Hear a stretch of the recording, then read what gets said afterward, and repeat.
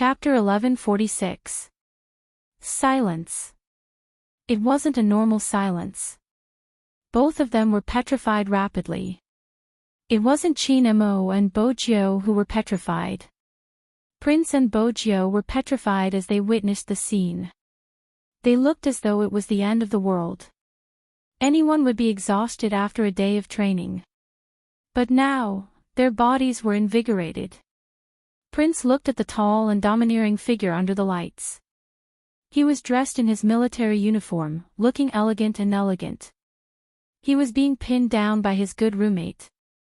That position and the black-haired fellow's face. Prince turned around, exchanging glances with Wolf.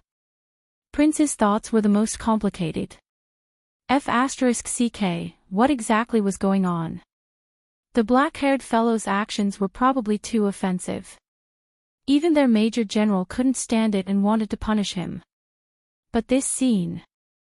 Why was the black-haired fellow forcing himself on the head coach? It was a mess. Prince felt that even with all his experience, it wasn't enough to explain the current situation. Black-haired fellow, do you really not have any backing? How dare you treat the major general like this without any backing? Do you know his nickname in the military? The Smiling Devil. Black-haired fellow, you're finished. Compared to the Crown Prince's many thoughts, Wolf's eyes were filled with shock and surprise. With his boss's skills, if he wasn't willing, no one would be able to hold him down. But the scene in front of him. Wolf, who had the calmest personality, couldn't help but overthink. Bojiu didn't expect anyone to enter, so she didn't move. Qin Mo raised his eyelids. Aren't you going to get up? This sentence basically confirmed Bojiu's crime. Prince's mouth was agape. He looked at Bojiu with a gaze full of words. Bojiu returned his gaze. It wasn't what you think. You dragged the general onto the bed. Isn't it what I think? Prince glared at her. Bojiu raised her eyebrows. Healthy thoughts. Prince replied with his gaze. My thoughts are healthy. The main problem is, have you thought about the consequences of pressing on the major general? Bojiu wanted to return his gaze. Qin Mo had already straightened.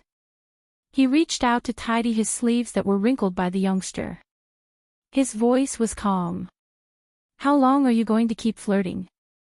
Bojiu, Prince. Flirting. Them. Definitely not. Come out.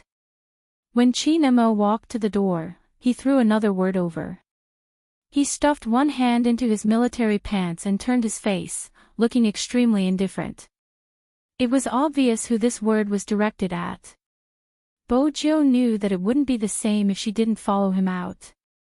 Prince felt that this person was most likely dead and was hesitating if he should bid farewell to his comrade. Qin Mo's gaze landed on him. That one glance sent chills down his spine, and he silently shrank back. Under the moonlight, the fog rose. The light in the army was not weak. Even at this time, many people were still outside. Qin Mo walked forward. Bojiu followed behind. After the soldiers stationed in the command center saw this scene, they couldn't help but look over. He thought to himself that this recruit was really tenacious.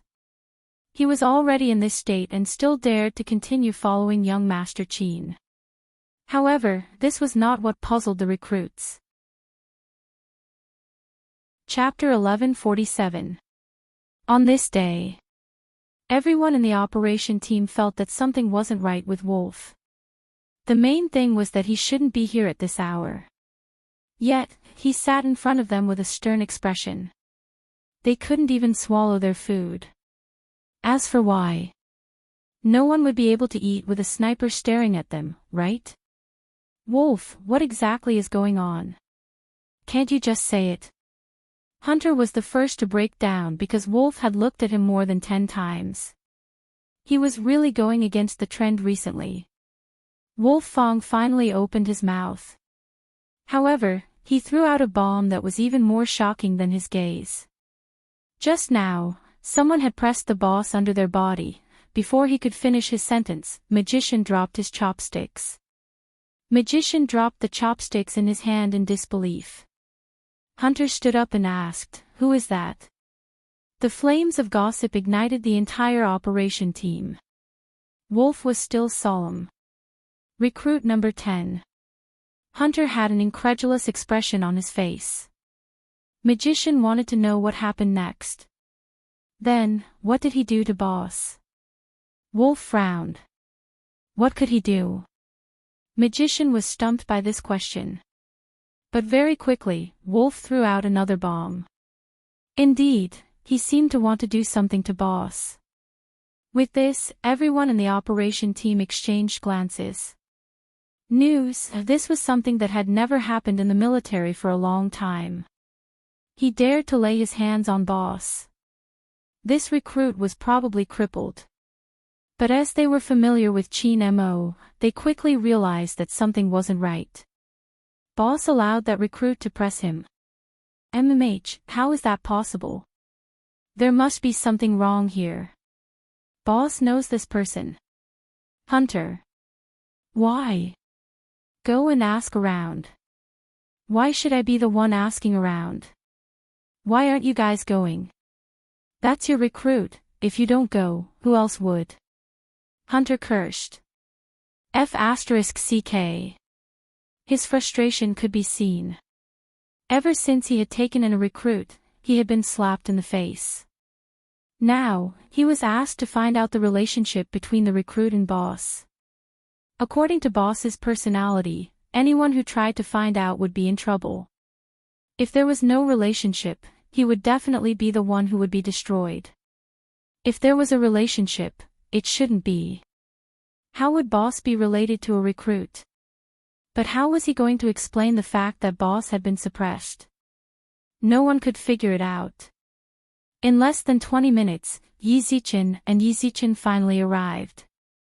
The big devil, Major General Chin, was pressed under a new recruit.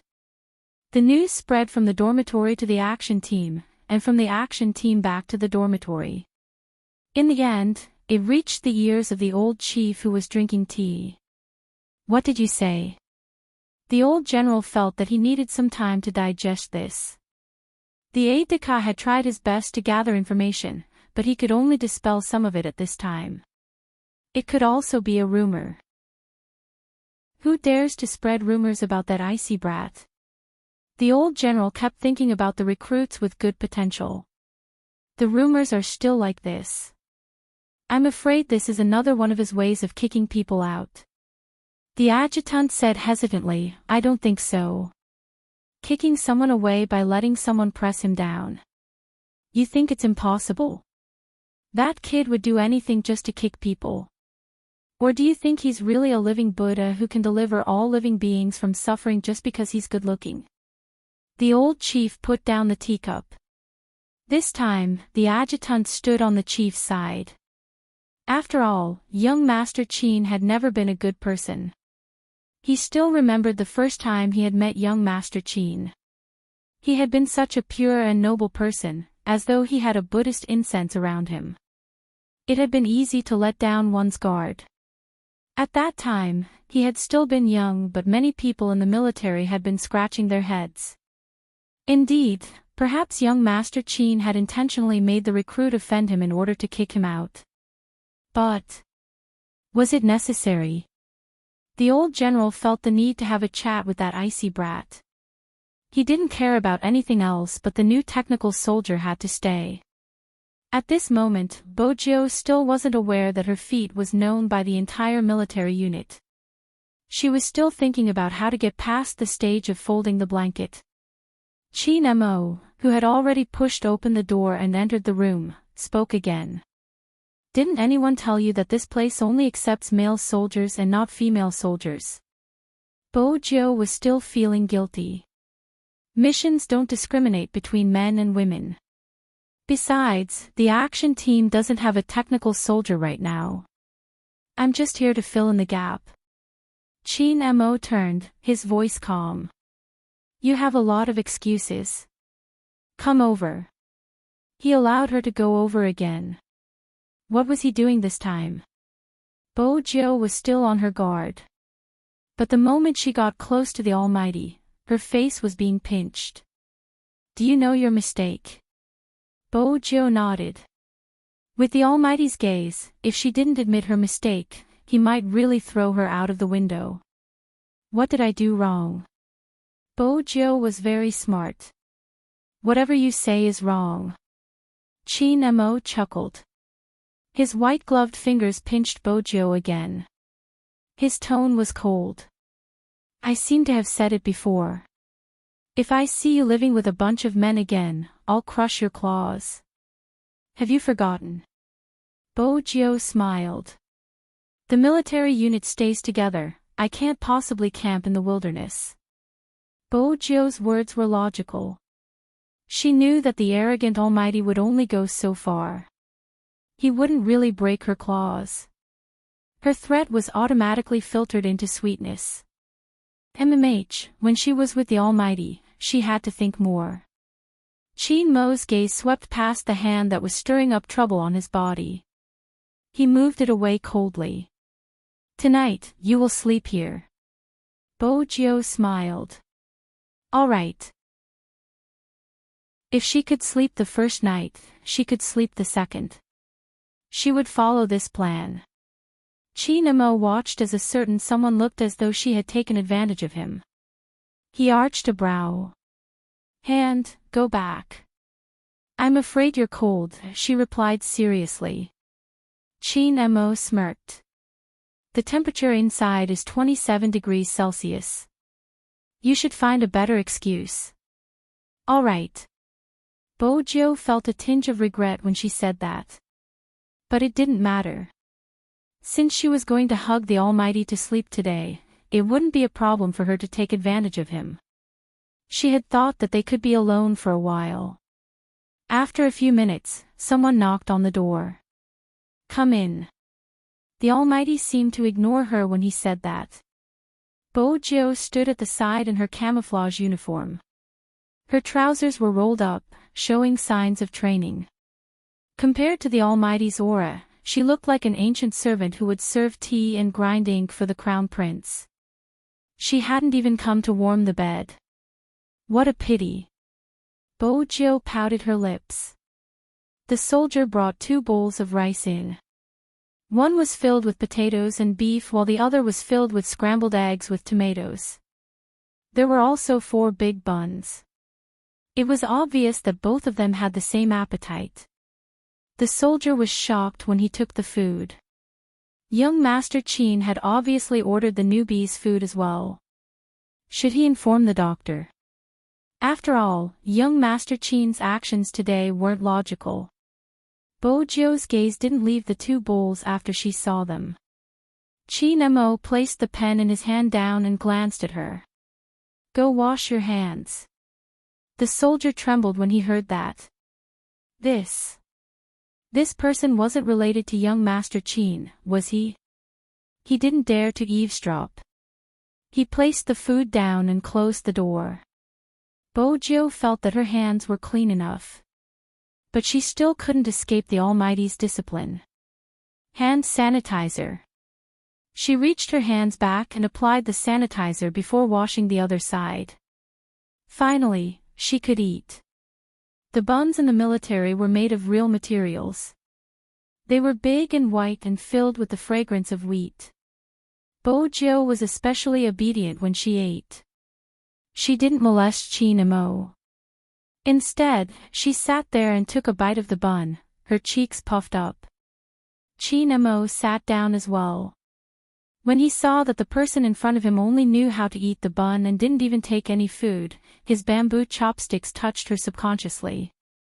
Bojo opened her mouth, chewing on the fragrant potato. She wasn't polite at all. Chin Mo raised a brow but didn't continue with his harsh words. As Bojo ate, she suddenly remembered something. It was very important. Brother Mo, next time someone sends you food, don't shower. It was fine if she saw it. But if someone saw it? No way. Chin Mo placed the bamboo chopsticks in his hand down. He glanced at the youngster who was still biting on the bun. He didn't reply to her. Instead, he asked slowly, "Are you the soldier who brought me food in the afternoon? The one who took his time and kept glancing at me, refusing to leave?" Bojo paused. The trap left by his words was completely burying her. "MMH, it's me." Bojo glanced up, her words reasonable. "I was tempted by Brother Mo's figure. That's why Brother Mo, when someone sends you food, don't shower." Chin Mo watched her righteous words and her puffed-up cheeks. His hands itched again. He reached out and pinched her cheeks, his thin lips asking, "You don't want others to see me?" MMH, Bojo never hid her possessiveness.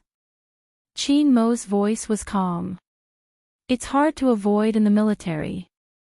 Bojo thought about it and lowered her head to take another bite of the bun. Her cheeks were still being pinched. "Don't worry, there aren't many hooligans like you in the military." Chin Mo released his hand. Bojo's face was finally free, but it wasn't a compliment. "Clean up after you're done." Chin Mo stood up.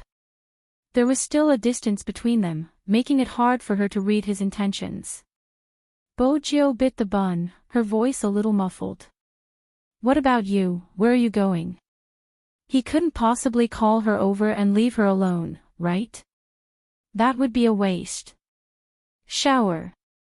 With that, Chin Mo walked into the bathroom. If it hadn't been for a certain someone, Chin Mo would have been done with his shower. Showering after every training session was something Captain Chin had to do. When Bojo heard the word shower, her mind started to wander. On second thought, it wasn't bad coming to the military since she could spy on beauties. After finishing the last bite of the bun, Bojo coolly ignored the 2 rice bowls on the table. Since she had finished eating, it wouldn't be too late to shower after she was done admiring the Almighty's bathing scene. He was a major general after all. There was a fridge in Chin Mo's room. Usually, there would only be water in it. At most, there would be 3 cans of beer. In the military, this was strictly controlled. Bojo opened the fridge and took out a bottle of water. She wanted to use this as an excuse to look at him openly. Who knew that the Almighty would shower so quickly? He used cold water and there wasn't any heat at all. When he came out, his black hair was wet, making his extremely dark eyes seem deeper. "Why are you standing here?" Chin Mo asked, stepping out of the bathroom. Bojo hadn't even executed her plan when she was blinded by the scene in front of her. All she could see was a pair of military pants, water droplets on his upper body. From his neck to his collarbone, from his collarbone to his abs, and finally, the long pants below his abs, Bojo watched until she didn't dare to continue. The Almighty without his military uniform was more than 10 times more dangerous than when he was in uniform. "Does it feel good?" Chin Mo reached out, pressing the person who was staring at him with a pair of clear eyes on the spot. Behind Bojo was the fridge. It wasn't a big deal, but the smell of a shower rushed into her face. It was clean and refreshing. "It's all right." Bojo hugged Chin Mo's waist, her face serious. "If only I could hug you again." Chin Mo frowned and pulled the 2 hands away. Then he bent the Gundam's body and looked at her. "If you dare to touch me again without my permission, I'll throw you out if you try." Bojo didn't move. After all, it wasn't worth it to be eliminated just to take advantage of him. Chin Mo glanced to the side and tossed the youngster's unwashed bowl into the sink. His slender and fair hands brushed across the edge of the stainless steel, giving off a feeling of wasting God's gifts. "I'll do it." Bojo walked over, pressing the bowl down and pouring a lot of dishwashing detergent in. Chin Mo arched a brow, wiping his hands. He thought he could ignore her. Who knew that a certain someone's method of washing dishes was to stretch out a finger and spin it around in the water while pressing on the rice bowl? "Are you stupid?" Chin Mo couldn't stand it anymore. He wrapped his arms around her from behind, pressing her hand down, his thin lips cold. Bojo felt her back heating up. When she snapped back to her senses, she remembered that the Almighty was still naked. His heartbeat sped up a little. He was holding her hands. It always seemed as though he would be able to snatch the throne of the Almighty even if he entered the blood pool alone. When he wore his military uniform, with a sweep of his rifle, no one dared to come within 800 meters. Now that the water flowed past, his hands were holding hers, rubbing against the edge of the bowl. It was numb, reminding her of the strength he had used to knead her with his hands. Bojo's ears burned. That was why the Almighty shouldn't shower. If he did, wouldn't it be the same as letting her sleep with him? It was a trap, it was too deep. What inappropriate scenes are you thinking about again? He tilted his head, the water droplets falling from his black hair landing on her shoulder. His brows were handsome and it was convenient for them to be in such a position. He lowered his voice beside her ear, looking elegant and seductive. Bojo replied calmly, "No, I'm washing the dishes seriously." Chapter 1148. I'm thinking about how to sleep with you. The words rolled in Bojo's throat, but in the end, she didn't say it. If she said it, the Almighty would probably throw her out. They hadn't shared a bed yet. She couldn't be anxious. She had to keep a low profile. Bojo suppressed her thoughts, but she couldn't. She reached out and pulled the towel over. With a flip of her hand, she changed their positions. Her face was still hot. She said directly, "I'm thinking about how to sleep with you. Are you going to let me sleep with you?" In this position, Bojo pressed one hand on Chin Mo's chest while the other hand hung down. Water was still dripping from her fingertips. Chin Mo didn't move, allowing her to press him. Perhaps it was because he had just showered, but his extremely black hair was unruly. His eyes were deep and his thin lips were moist and glossy. The color was light, soft, and abstinent. It really made one's heart itch. She wanted to take action. Bojo could hear her own heartbeat. One after another. The tip of her nose was filled with his scent. There was a faint smell of smoke. Mixed with his scent, it was a mint-like cold Buddhist scent. It was tempting. Bojo was about to pinch his chin and kiss him. She didn't care if he would be thrown out. She wanted to stamp it anyway. Chin Mo didn't reject her. Even though his gaze was faint, when he touched the youngster in his arms, there was something else. Bojo was about to kiss him as she wished. Suddenly, a voice rang beside her ear. Reporting. F***CK, who was shouting for a report at this time. She was disturbing her family. Bojo's eyes were filled with annoyance. It made her face look even more handsome. In reality, no matter how obedient she was in front of Chin Mo, Bojo was still Bojo, the Z that walked out from the darkness. If she wasn't careful, she would reveal her true nature. Her extremely dark eyes were like a sharp sword, cold and sharp. When she glanced over, she saw someone enter. The person who entered, I must have entered the wrong room. Yes, I must have entered the wrong room. Hunter muttered to himself. He wanted to close the door and enter again. But F***CK, he entered the wrong room. In this place, other than the machine guns, Boss was the only one living here. As a member of the People's Liberation Army, he had to be calm and learn to face the impossible. Even if a recruit pressed down on their boss and said, "I'm thinking about how to sleep with you. Will you let me sleep with you?" He could not be a deserter. Reporting, Boss. As Hunter raised his voice, he turned to look at his leader once more. He wanted to see his leader's reaction. Since he was going to die no matter what, he might as well watch a little more and let his team members gossip when he got back. It was a pity, he didn't see anything. Not only was there not a trace of panic on the young master's face, He even stretched out his hand and pushed the young man away. His eyes grew even colder. Speak. When Boss wasn't wearing his shirt, his aura was too strong. It was so hard. How did the recruit bite through it? Wait a minute. He came in to say something. The hunter looked back at the door. Those bastards who encouraged him to come in didn't even go upstairs. They were all hiding downstairs. F***CK. Boss, what do you plan to do with soldier number 10? The louder the hunter's voice, the more his heart trembled. Don't be fooled by his boss's current state. He would definitely settle the score with him in the future. Why did he have to come in now and see this kind of scene?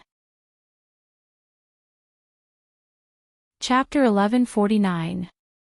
Just kicking him away. Boss, someone was plotting against you just now. But he just kicked him away and didn't cut him up. Hunter thought about himself. If he had spoken to his boss like that, he wouldn't have survived. Hence, there was still a situation. Hunter stood there motionlessly. Chin-mo walked over. The action of taking out a bottle of mineral water was enough to release his aura. Why? Do you have a better idea? Hunter touched his feet. Reporting, no. Why did you come in if you didn't? Chin-mo lowered his voice. His tone was a little cold, and there was a hint of solemnity in it. Hunter didn't know how he had offended his boss. He shut his eyes. It's the old general. He wants you to keep him no matter what. He said he's the best technical soldier and many troops are fighting for him. Bojo smiled. The old general has good taste. I'm not only skilled, I'm also handsome. Hunter. At this moment, you shouldn't speak. How can you praise yourself like that? Captain will make you reflect on yourself, you know. As expected, Chin-mo glanced over and pointed at her. His voice was calm. You, go to the corner. Bojo didn't retort. She stuffed a hand into her pocket and walked to the wall. Chin-mo spoke again, his voice lazy and magnetic. Face the wall. Bojo turned and looked at the white wall. Her head was almost touching it. It was boring not being able to see the Almighty's gaze. She could only kick the wall with her toes. It felt as though she was being punished. In school, it was frog jumping. Now that she was in the military, she was being punished by the Almighty. These days, the water was hot and the water was hot. Chin-mo watched as a certain someone wasn't being obedient. He tilted his head up and drank a mouthful of water. Hunter wanted to use this chance to slip away. He had a huge pile of gossip that he couldn't wait to tell his team members. He had to tell them. He couldn't be the only one who knew such a secret that could silence a witness. But the moment he lifted his leg, "Where are you going?" It was his boss's voice. It was slow, so slow it was cold. Hunter touched his heels again. Reporting, the old general is waiting for my reply. Report, I'm going to run 10 kilometers with weights. Chin-mo put on his shirt casually. Hunter's face fell. He was on the verge of tears. Boss, Chin-mo arched a brow. 15 kilometers. The hunter immediately stopped bargaining. He raised his head and closed his eyes. Yes. What had he done to deserve this? After Hunter closed the door, only the two of them were left in the room. Now, Bojo wasn't lethal anymore. She was dressed in her military uniform, facing the wall. One of her trousers was rolled up to her knee, revealing her fair and slender calf, glowing like jade. Just because he didn't have any lethality didn't mean that he would be safe. He kicked his leg again. Brother Mo, please continue to teach me how to fold the quilt. Standing like this is a waste of time. There are only 11 hours left until the housekeeping inspection tomorrow. With that, Bojo wanted to turn back. Chin Mo walked over. Turn around and stand for 10 more minutes. Brother Mo, you can't punish me like a child, Bojo suggested seriously. You can punish me by kissing you. Chin Mo reached out and lifted the man's chin. He smiled coldly. Poor thing, you're dreaming again. Chapter 1150. You have to follow the rules in the military, do you understand? Chin Mo moved his hand away, his gaze landing on her neck unconsciously. The room was well lit. When she lowered her head, the back of her neck was exposed. It was so soft that it was a little eye-catching. His porcelain white skin glowed, probably because of his aura. In that instant, it became extremely beautiful. Chin Mo turned, averting his gaze. He walked out of the room. Bojo arched a brow. She still didn't understand what was going on. But the person on the other side was gone. After leaving the room, Chin Mo was blown by the cold wind, regaining his senses. The person in the room probably didn't understand. He couldn't control himself when he faced her. He didn't know what he would do. He even had the urge to destroy her completely. Yet, she kept sending herself into his mouth. Bojo was still standing at the corner. When she saw that the Almighty didn't seem to have any intention of returning, she turned and leaned back on the single bed in the room. The scent of mint and tobacco was very obvious. Even the pillow was filled with his scent. Bojo buried her face in it. The Almighty was really hard to woo. She had finally managed to woo him the last time. This time, she had to try again. The worst part was that the Almighty was extremely guarded. He didn't even give her a chance to flirt. It was a little difficult. She couldn't send flowers in the military. That would be too high profile. The Almighty didn't like high profile things. Bojo lay on the bed, staring at the ceiling. There wasn't much time left. She had to woo him as soon as possible. With that in mind, Bojo tilted her head and changed her position. Her eyes landed under the office table. There was a keyboard there. Bojo was familiar with that keyboard. It was the one they had used to train their hand speed in the club. It wasn't just the Almighty in her, it was the same for every member of Supreme Alliance. Even here, they had brought the keyboard along. Actually, in your heart, you still like esports the most, right? Not as a descendant of the Chin family. Just as Chin Mo. With that in mind, Bojo sat up and whipped out her phone. She opened the SIM card she had been using for the past few days and dialed a string of numbers. Bojo arched a brow when he didn't pick up. When the screen lit up for the third time, he placed the phone by his ear. Little Spade, F*CKU, why did you disappear? You went overseas to film a movie and you disappeared. What's wrong with you? F*CK, I thought you broke down after reading the comments online. Let me tell you, it doesn't matter if you're a man or a woman, do you care about gender in esports? Hurry up and come back. If you don't, I'll block you. Bojo replied calmly, do you have a cold? My throat is a little hoarse. When dealing with the naive Linda, she knew how to change the topic. Lin Feng sneezed. He pulled up the collar of his sweater and stood there with one hand in his pocket. From the side, he looked quite cool. You can tell. I think so. Who knows why it's so cold all of a sudden? Are you outside? Bojo arched a brow. MMH, Lin Feng replied, his gaze drifting. I'm at the airport. Yunhu is coming back today and my mom insisted that I come to fetch him. She's worried that her godson will take the car back himself. Oh, Bojo replied, her tone long and full of teasing. Lin Feng replied, hello. Bojo continued to laugh. Lin Feng smirked. I'm hanging up. Don't, Bojo said. I really have something important to do. Lin Feng tilted his head. What is it? I want to ask you, no, I should say you guys, to protect Supreme Alliance's right to participate in the Asian Cup. Bojo's eyes darkened when she said this. Lin Feng straightened. Little Spade, do you know what you're saying? Brother Mo's hand has been healed, but I'm not sure if he can participate or if he will arrive on time. Bojo glanced up, a glint flashing past her eyes. But there has to be a chance. Lin Feng coughed again, his nasal voice heavy. Feng Yi has been fighting for this matter, but the committee's answer wasn't satisfactory. But that year, we didn't live up to expectations and didn't even get the right to participate as captain.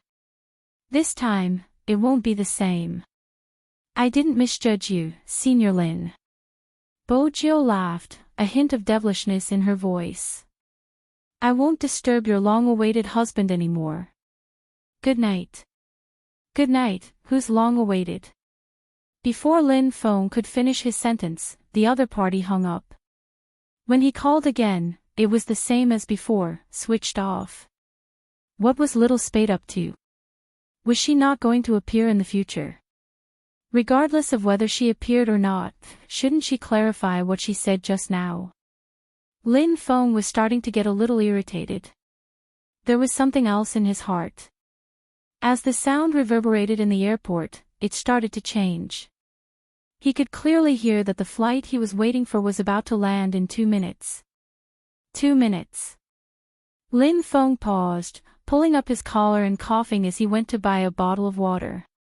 After drinking 2 mouthfuls, he couldn't sit still and entered the washroom. He unbuttoned his pants but didn't pee. In the end, Lin Feng knocked his head against the wall, breathing clearly. F***ck, why was his heart beating so fast? Lin Feng raised his hand and drank another mouthful of water. Because of an unknown restlessness, he reached out to grab his head. There were also other girls at the airport. When they saw him, they simply exclaimed how handsome he was. Some covered their mouths, surprise filling their faces. It was obvious they knew who he was. Lin Feng also noticed it. With the fans around, he couldn't do anything stupid. He could only return to his seat and pull his sweater up to cover his mouth and nose. It was very tiring to pretend to be deep in thought.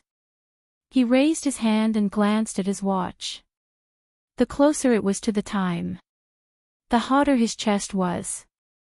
The last time was finally here. Lin Feng stood up instantly. Suddenly, he remembered that he needed time to get off the plane. He could only pretend as if nothing had happened and sit back down. These 2 days, because of Spade Z's identity, Supreme Alliance was being watched very closely. Hence, Lin Feng knew that after coming out, he wouldn't be an individual anymore. He would be representing Supreme Alliance. He pretended to be solemn and calm, trying to keep a low profile. Under normal circumstances, the number of fans would increase. Lin Feng rubbed his wrist, wanting to shift to another spot. Chapter 1151. Lin Feng's hand was still tugging on his collar, pulling it upwards to make himself more comfortable since his nose was stuffed. But before he could react, the person's voice rang out. The man's voice rang out, "Are you feeling unwell?" Then, she stretched out her hand and placed it on his forehead. Her fingertips were still cold. Lin Feng could only hear that indescribable restlessness becoming more obvious. For a moment, he forgot to move. His heart was pounding in his chest. Oh no, he must be having a fever. The fans who recognized Lin Feng widened their eyes even more. They didn't expect to see such a scene while they were just taking a plane. Both of them were handsome and had the same tall and straight figure. The man in the pure white sweater stretched out his hand and placed it on God Lin's head. When he looked up, the feeling he gave off was exactly the same as when he was in the arena. He was handsome and deep, intoxicating. Almighty, Almighty Yun. It's Almighty Yun. Two of the girls couldn't help but cover their lips with their hands. Their eyes were filled with excitement. Almighty Yun was back. Yun, who glanced down, one hand on the handle of his luggage. He knew that it wasn't a suitable place to chat in the airport. It's a little hot, can you still get up? He frowned, probably not expecting the person who had come to fetch him to be in such a state. Ah! Lin Feng exclaimed. If I can get up, why can't I? It's just a little cold, I'm not afraid of a cold. With that, he straightened his legs and jumped up from his seat, his nasal voice sounding muffled as he reached for Yun Hu's luggage. Yun Hu arched a brow. What? Lin Feng replied, I'll help you carry it. You've caught a cold, look ahead and walk. F***ck, are you looking down on me? You've caught a cold and it's affecting my luggage. I don't dare, loser, you can't even speak properly. Let's go to the hospital first. Lin Feng's voice started to turn weak. Hospital? Why are we going there? Yun Hu replied slowly, your face paled at the mention of the hospital. Lin Feng, are you that afraid of injections? Lin Feng tugged at his collar, his hair standing on end. F***ck, who's afraid? I'm a man, why would I be afraid of injections? What a joke. Let's go then. Yun Hu's expression didn't change. Lin Feng started to find excuses. Go away. My mom and your mom are waiting for you to come home for dinner. They also told me that if I don't pick you up, I'll punish you. Yun Hu glanced at him but didn't say a word. Then he opened WeChat and sent a voice message. Auntie, I've arrived. Lin Feng isn't feeling well. I'll bring him to the hospital first. You don't have to wait for me, eat first. Lin Feng's eyes widened. He hadn't expected this guy to do this. Very soon, there was a reply from the other side. Ah, Huzi, I'm so sorry.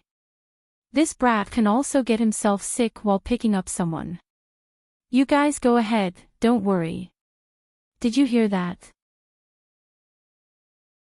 Yun Hu tilted his head. Lin Feng was helpless. It wasn't the first time that his mother had disliked him. He always felt that Huzi was his mother's biological son. Give me the car keys. Yun Hu pulled his luggage out of the automatic door. Lin Feng was still confused. What? What else can I do? Can you drive in this state? Yun Hu saw that he wasn't moving. He took out a bunch of keys from Lin Feng's pocket. Lin Feng coughed. F***ck, robber. Yun Hu didn't say anything else. After placing his luggage down, he used his hand to touch Lin Feng's forehead. Both of them were handsome and had long legs. Standing in front of the Land Rover, coupled with their posture, many people had already started to look in their direction. Lin Feng took a step back. F***ck, are you done? I'm not that weak. Even if he wanted to touch his forehead, couldn't he do it after entering the car? No, F***ck. He couldn't even touch his forehead after entering the car. He was so strong and majestic. He didn't look like a little flower that needed to be protected. What a pain. It was probably because his nose was a little blocked. After entering the car, he felt that his breathing wasn't smooth. If he stretched out his leg, he would be able to touch that person's. F***ck, when did this car become so narrow? Lin Feng pulled at his collar again, half of his face buried in it. After being touched, Yun Hu turned to look at the person beside him. Even though he knew that he wasn't feeling well, he couldn't help but smile. According to his personality, it wasn't easy for him to come and fetch him. As long as he didn't continue to hide from him. Yun Hu placed both hands on the steering wheel. Suddenly, he said slowly, that day at the airport, F***, I didn't cry. Lin Feng interrupted immediately. He sat up straight, his face suspiciously red. Yunhu's lips curved. Oh. F***, you're laughing. How humiliating. Lin Feng lay back down. His Empress Dowager had caused him so much trouble. But, this guy finally came back. Lin Feng tilted his head. His eyelids were heavy, probably because of the cold. The car drove steadily.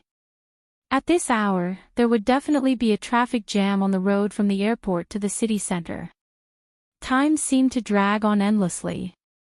When Yunhu tilted his head, he saw that person curled up with his long legs. He wore a black hooded jacket, which only accentuated his handsome face. The tip of his nose was still red and his eyelashes were slightly long. With this look, he would be the team beauty every year. Still afraid that he would be cold, he adjusted the air conditioner to the most comfortable temperature and controlled the speed of the car well. Suddenly, the phone rang. Lin Feng was taking a short break, so he wasn't in a deep sleep. When he heard the voice, he opened his eyes. He watched as Yunhu picked up the phone and said something to the person on the other end. His eyes were still filled with tenderness. People with boyfriends were indeed different. Lin Feng tilted his head at this thought. His face was reflected on the car window. His lips curved, but his heart didn't beat as fast as before. It sank a little. It was probably because his nose was blocked. Sometimes, this was the benefit of being a man. He didn't have to think through everything. Even if he knew clearly. This time, Yunhu came back for the Supreme Alliance. As for the rest, he probably got along well with that person. Hence, they maintained a brotherly distance. They had to win the Asian Cup, regardless of where their captain was. Most importantly, after this competition, no one knew where they would go in the future. Hence, if they didn't win the championship, they wouldn't be able to stand in that position with the red flag and the person they liked the most. Many people would say that they were just playing games. Chapter 1152. No matter how busy the hospital was at night, it could not be compared to the daytime. The doctor on duty was also a little puzzled. Under normal circumstances, a cold would not come to an A-grade hospital like theirs. It could be treated in an outpatient clinic. However, since he was here, he would definitely prescribe medicine and have an injection. After Lin Feng heard this, his eyes widened again. I still need an injection. Injections are the fastest. The doctor passed the form to Yunhu and shouted, next. He really didn't give Lin Feng any chance to regret. After all, why did he follow Huzi to the hospital? Uncle Lin Feng, who was never afraid of any difficulties, turned his face away when the nurse raised the syringe. He even used one hand to cover his eyes. The nurse looked at the handsome man and laughed. Why are you afraid of injections? I'm not scared, I'm just dizzy.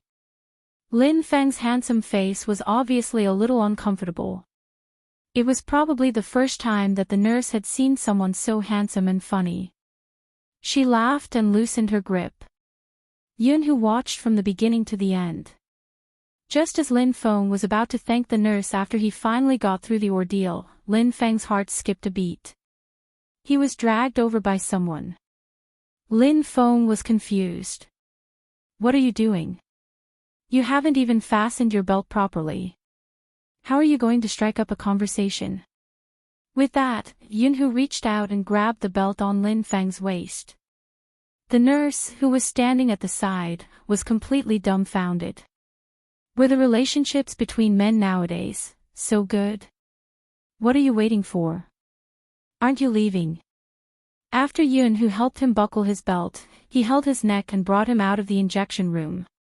Why hadn't he changed his bad habit of seducing girls? They were so close that Lin Feng could smell the scent on his body as soon as he breathed. It was very clean and refreshing, completely different from a rough man like him. Hey, let go, let go. Lin Feng was so busy trying to free his neck that he didn't notice how red his face was.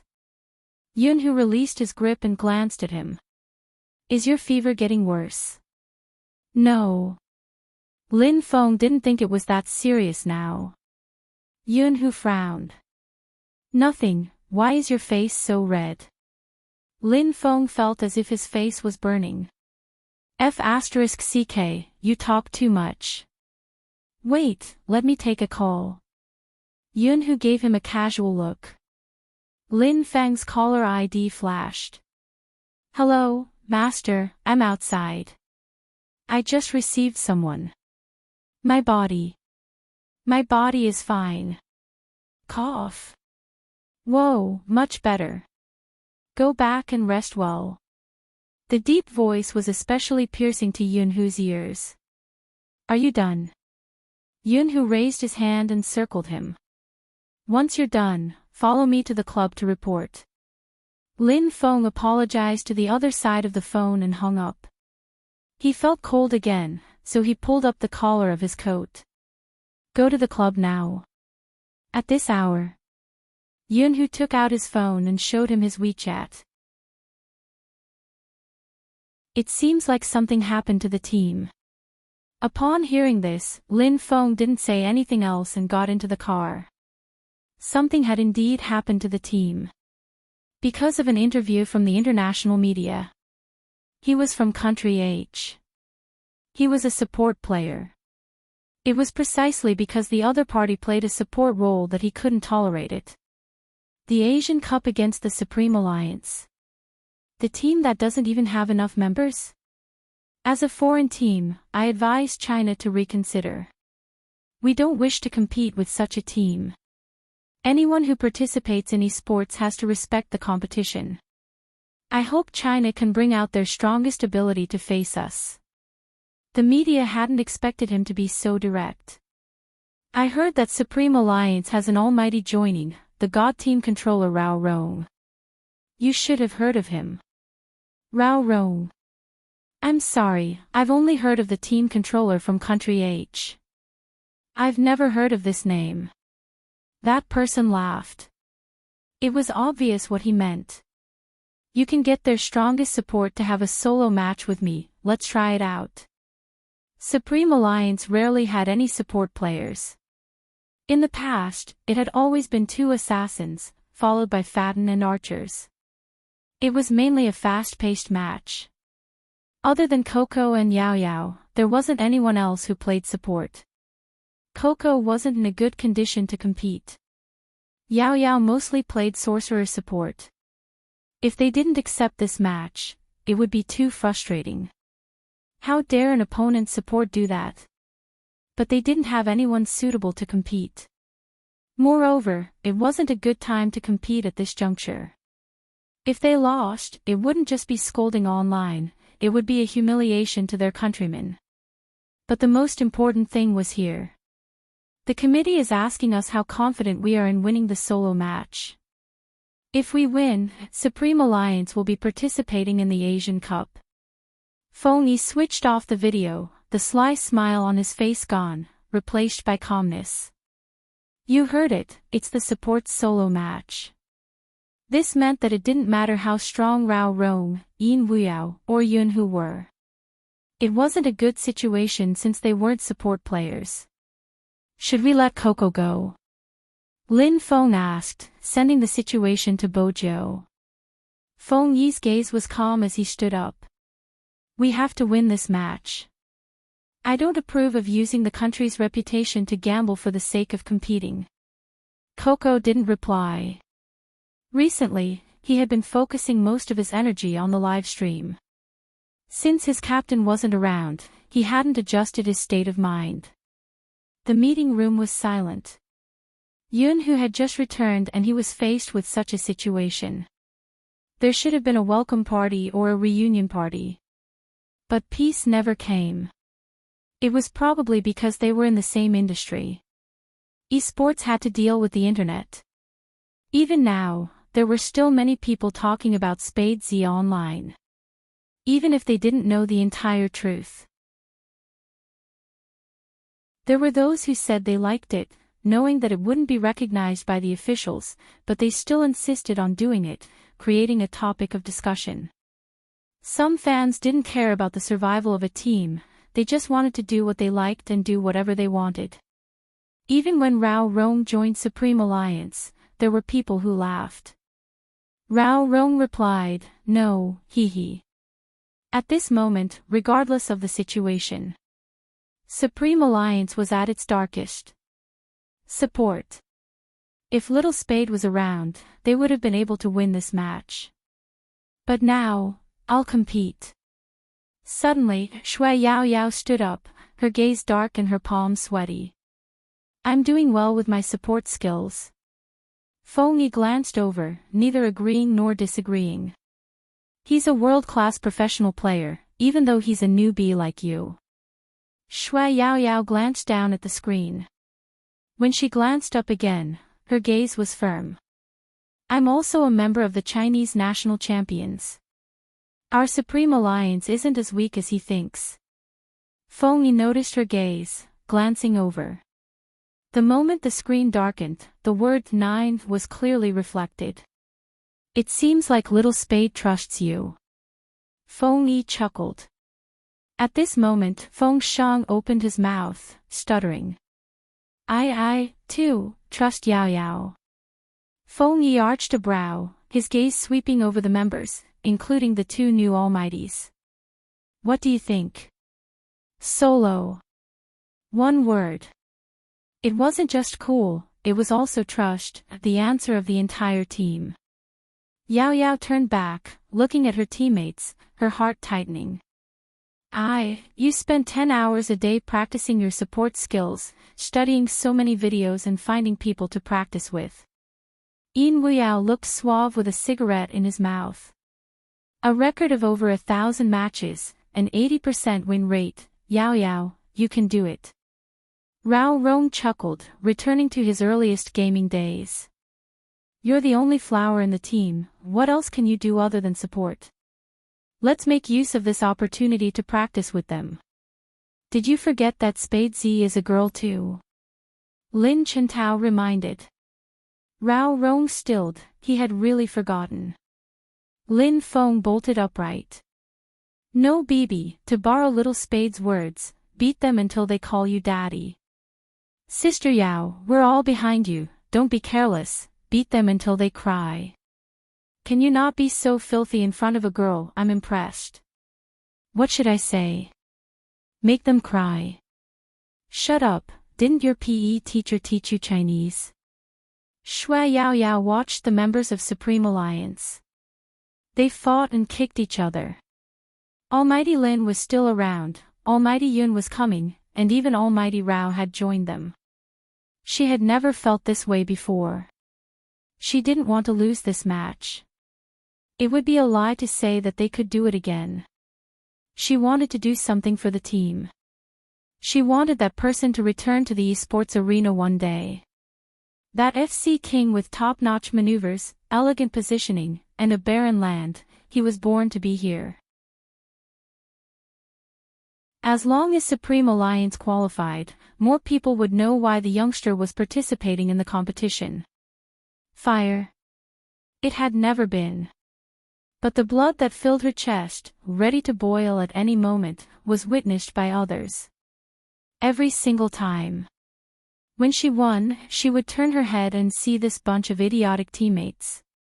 When you lose, there will always be someone who will take the blame before you do.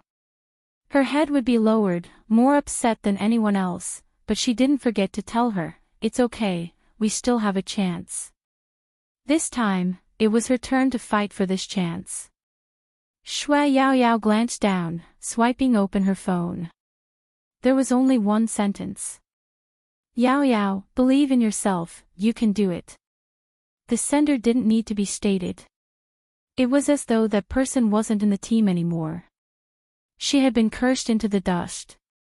She had never forgotten that when the team needed her, she would appear once again, even if she was far away. Shui Yao Yao smiled, tears in her eyes. She suddenly recalled what Almighty Rao had said when he came to report to Supreme Alliance. Why did I join? It's simple, my dream teammate is here. Supreme Alliance. They couldn't just disappear like that. Chapter 1153.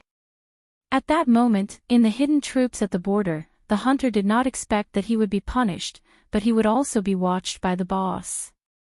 Wasn't boss busy? Why did he have the time to watch him? Hunter's scalp turned numb. He wanted to gossip with his team but realized that they were all gloating over his misfortune. He was the only one who had to run over 10 laps with weights. He felt that boss's gaze on him was exceptionally cold today. Could it be that he had disturbed something just now? No. It couldn't be. It was as though Hunter had been enlightened. He looked at the man standing on the track as though he was looking at a ghost. The moment he looked over, he was frozen by his gaze. His neck shrunk back. Oh my God, boss's aura was still so strong. Why would boss like it when someone was pressuring him? But if it wasn't because he liked him, why would boss torture him so cruelly? Out of energy. Chi Nemo looked at the person running, his voice calm. If you're out of energy, run 2 more laps. Yes, sir. Hunter was about to cry. His young master was such a devil. He shouldn't have entered at that moment. That group of treacherous villains would make him be the first to stand out. As Hunter ran, he glanced at the few people watching. Don't think that he wouldn't notice them just because they were in hiding. Chi Nemo swept the training ground another glance, reaching out to pull his jacket up before walking towards the west side. Hunter heaved a long sigh of relief. He's finally gone. The moment Chi Nemo left, the few people crowded over. Wolf was the first to speak. What did you see just now for boss to treat you like that? He had been tricked again. Hunter wanted to stop. Magician reminded him. You still have 2 laps. Remember, the last time someone stopped at 100 meters, how long did boss let him run? Hunter gritted his teeth and continued running. Hey, don't just run, tell us. The few of them ran with him. Hunter didn't stop, scoffing. I'm not talking. Magician stated his conditions. 1 pair of Zhonghua.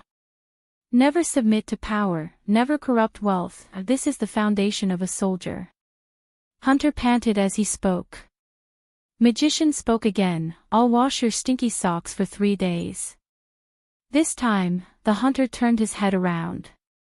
1 week. 5 days. Magician gritted his teeth.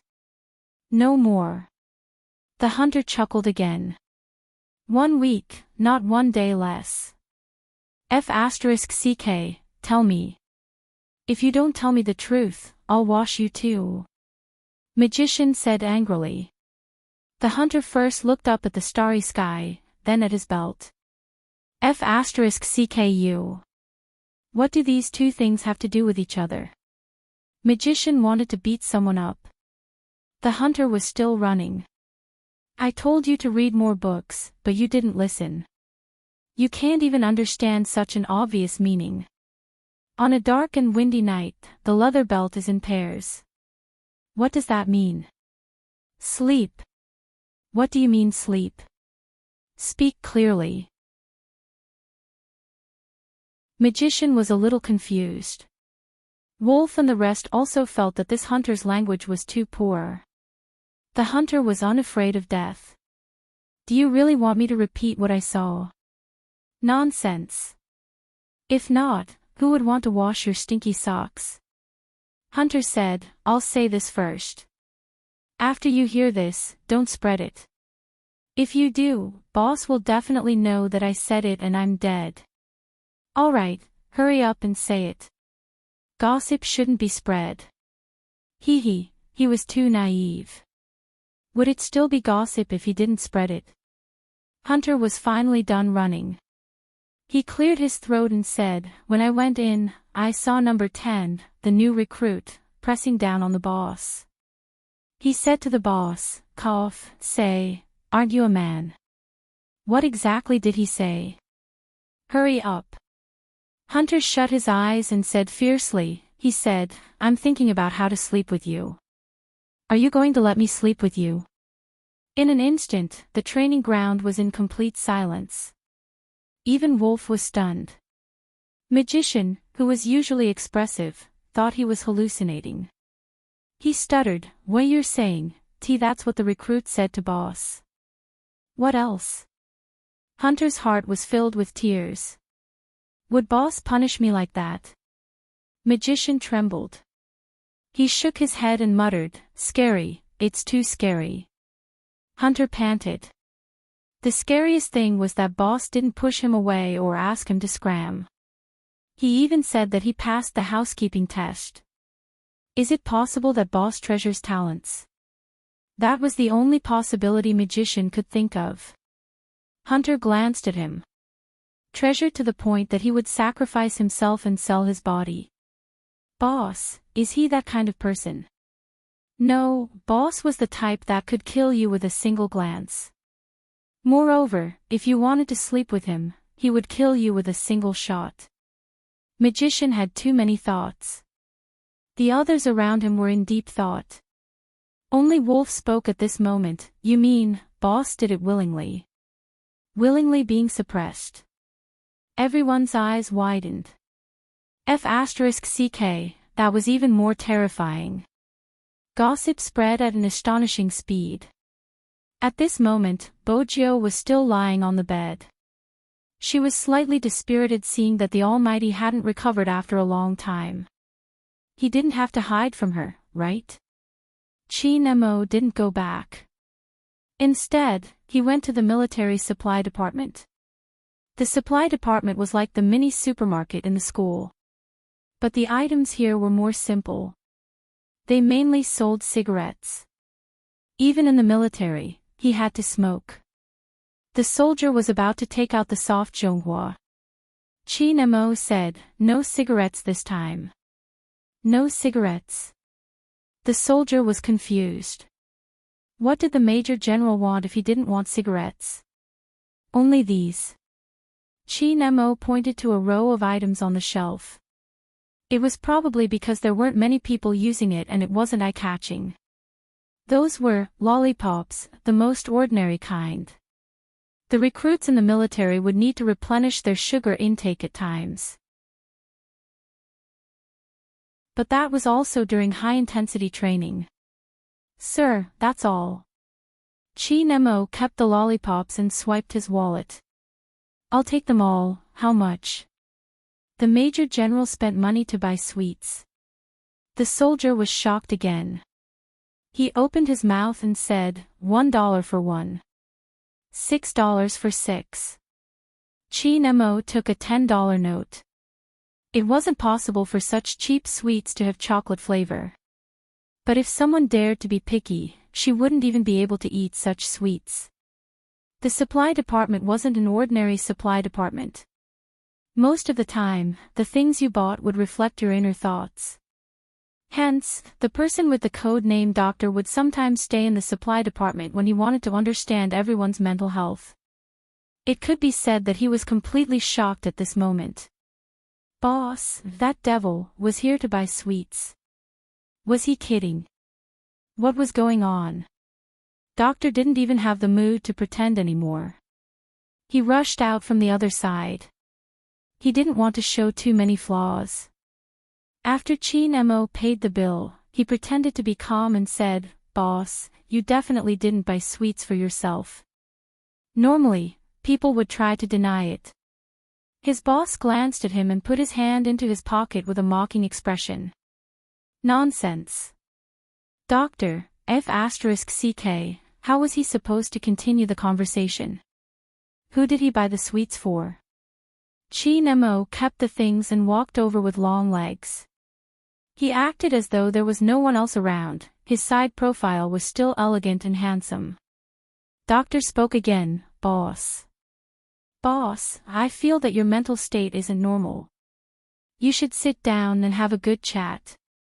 This wasn't normal. What exactly happened? Chat.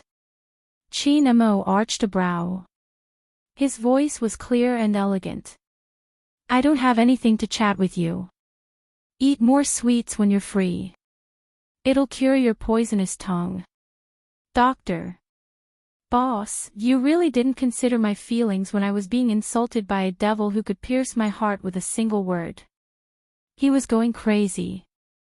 Should he report such an abnormal situation to the general? But his young master seemed to be in a normal state of mind. He seemed to be sneering a little more than usual. Doctor held on to his document.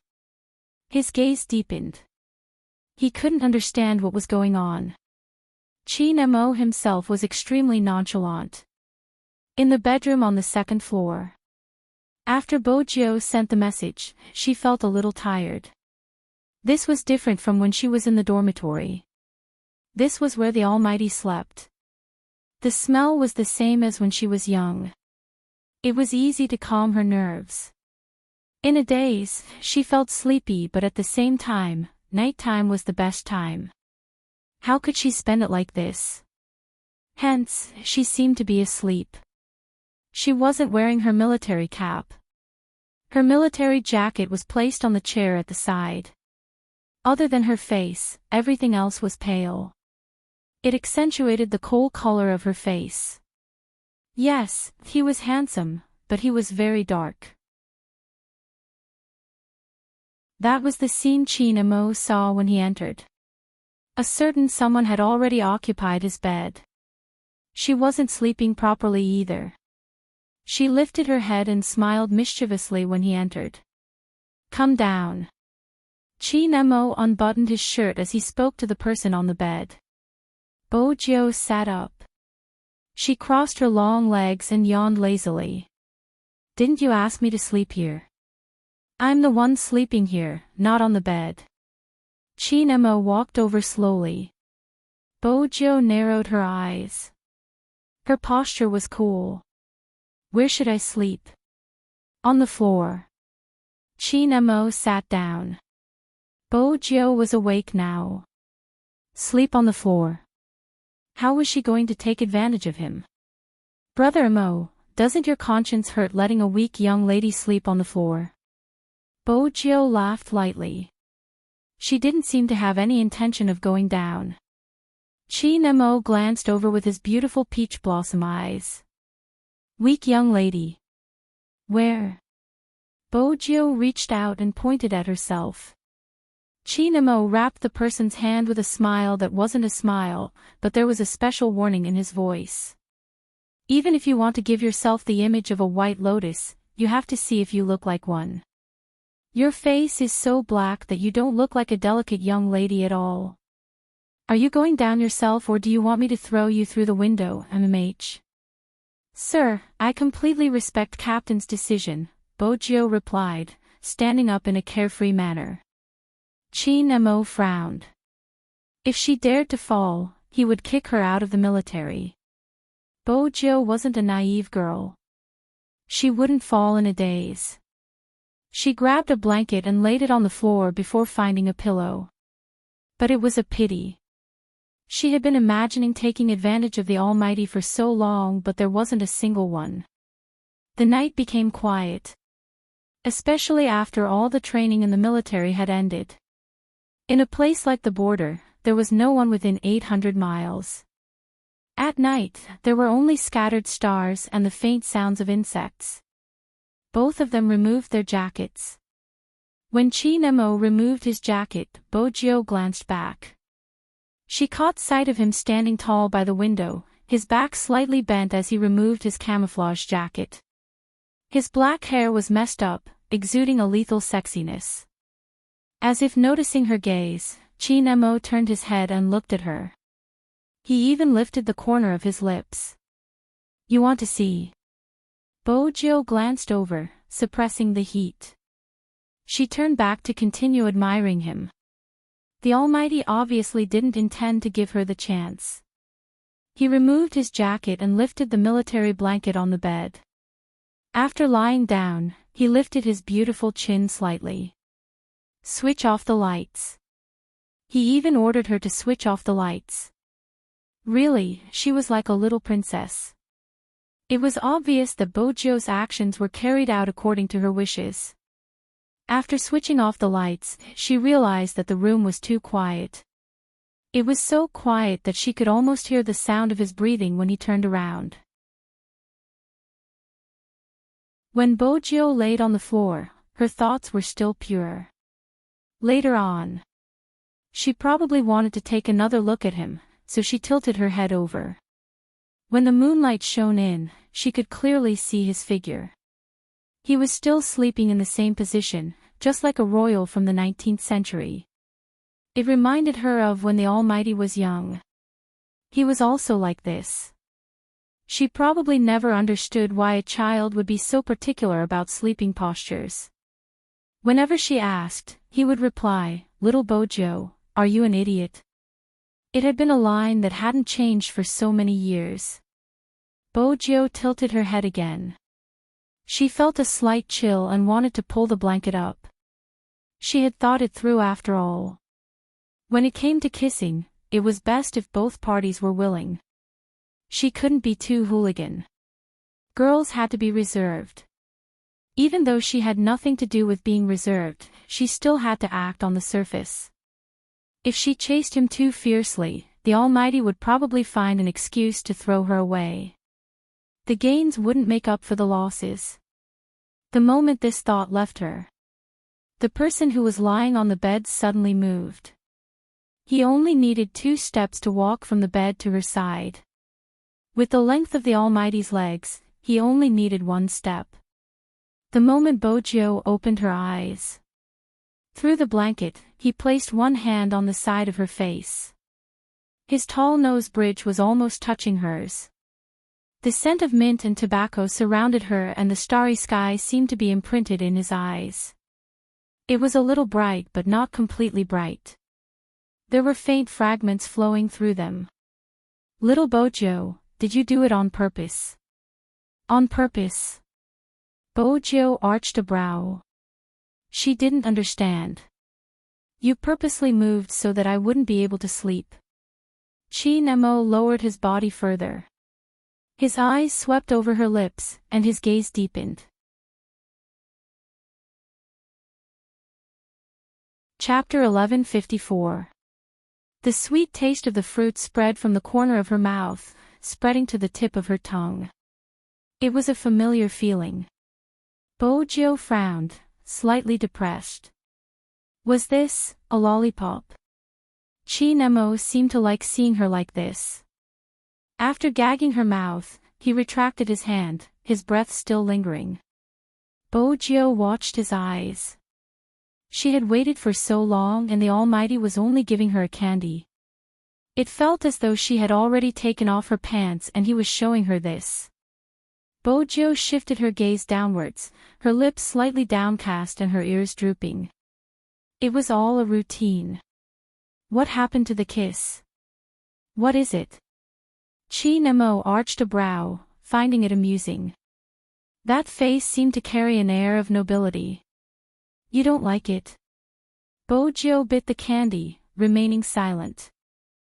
Nemo pinched her face, his voice cold. Did you think I wanted to kiss you? You dream about it every day. Bojo. The Almighty would never understand the concept of being friends if he didn't expose it. Eat the candy and go back to bed. Nemo tilted his body and laid beside her. He looked very handsome. He lifted his chin again, as though telling her to go where she should go. Bojo bit the candy, stretching her arms out, wrapping them around the Almighty's waist. She smiled. I'm not going, let's sleep together. Nemo laughed mockingly, pinching the youngster's chin. Little Bojo, who gave you the courage to say that? The candy gave me the courage. Bojo had the candy in her mouth, her words muffled. Anything else? This time, Nemo didn't push her away. Perhaps it was because the thing in his arms was too soft, or perhaps it was because when she spoke, the warmth hit his chest. He knew she was already an adult, the Z he had once admired, but he still felt that she was still young. If he rejected her too much, she would suffer from puberty. His thin lips moved slightly, his voice indifferent. Even if I do, it won't be yours. Brother Mo, I think we have to be sincere, we can't always be a tsundere little princess. Bojo smiled, her lips curved. What do you think? Chin Mo chuckled, his gaze turning cold. Go to bed. After Bojo was pushed away, she was confused. She had just started the first step of seducing him. How did it end so fast? She wanted to hug him again, but the Almighty wouldn't let her. She couldn't even get close to him. He did not take advantage of her at all. The Almighty guarded against her like a wolf. Bojo had no choice but to lie on the bed. She turned around twice before her gaze landed on the figure on the ground. She smiled lazily.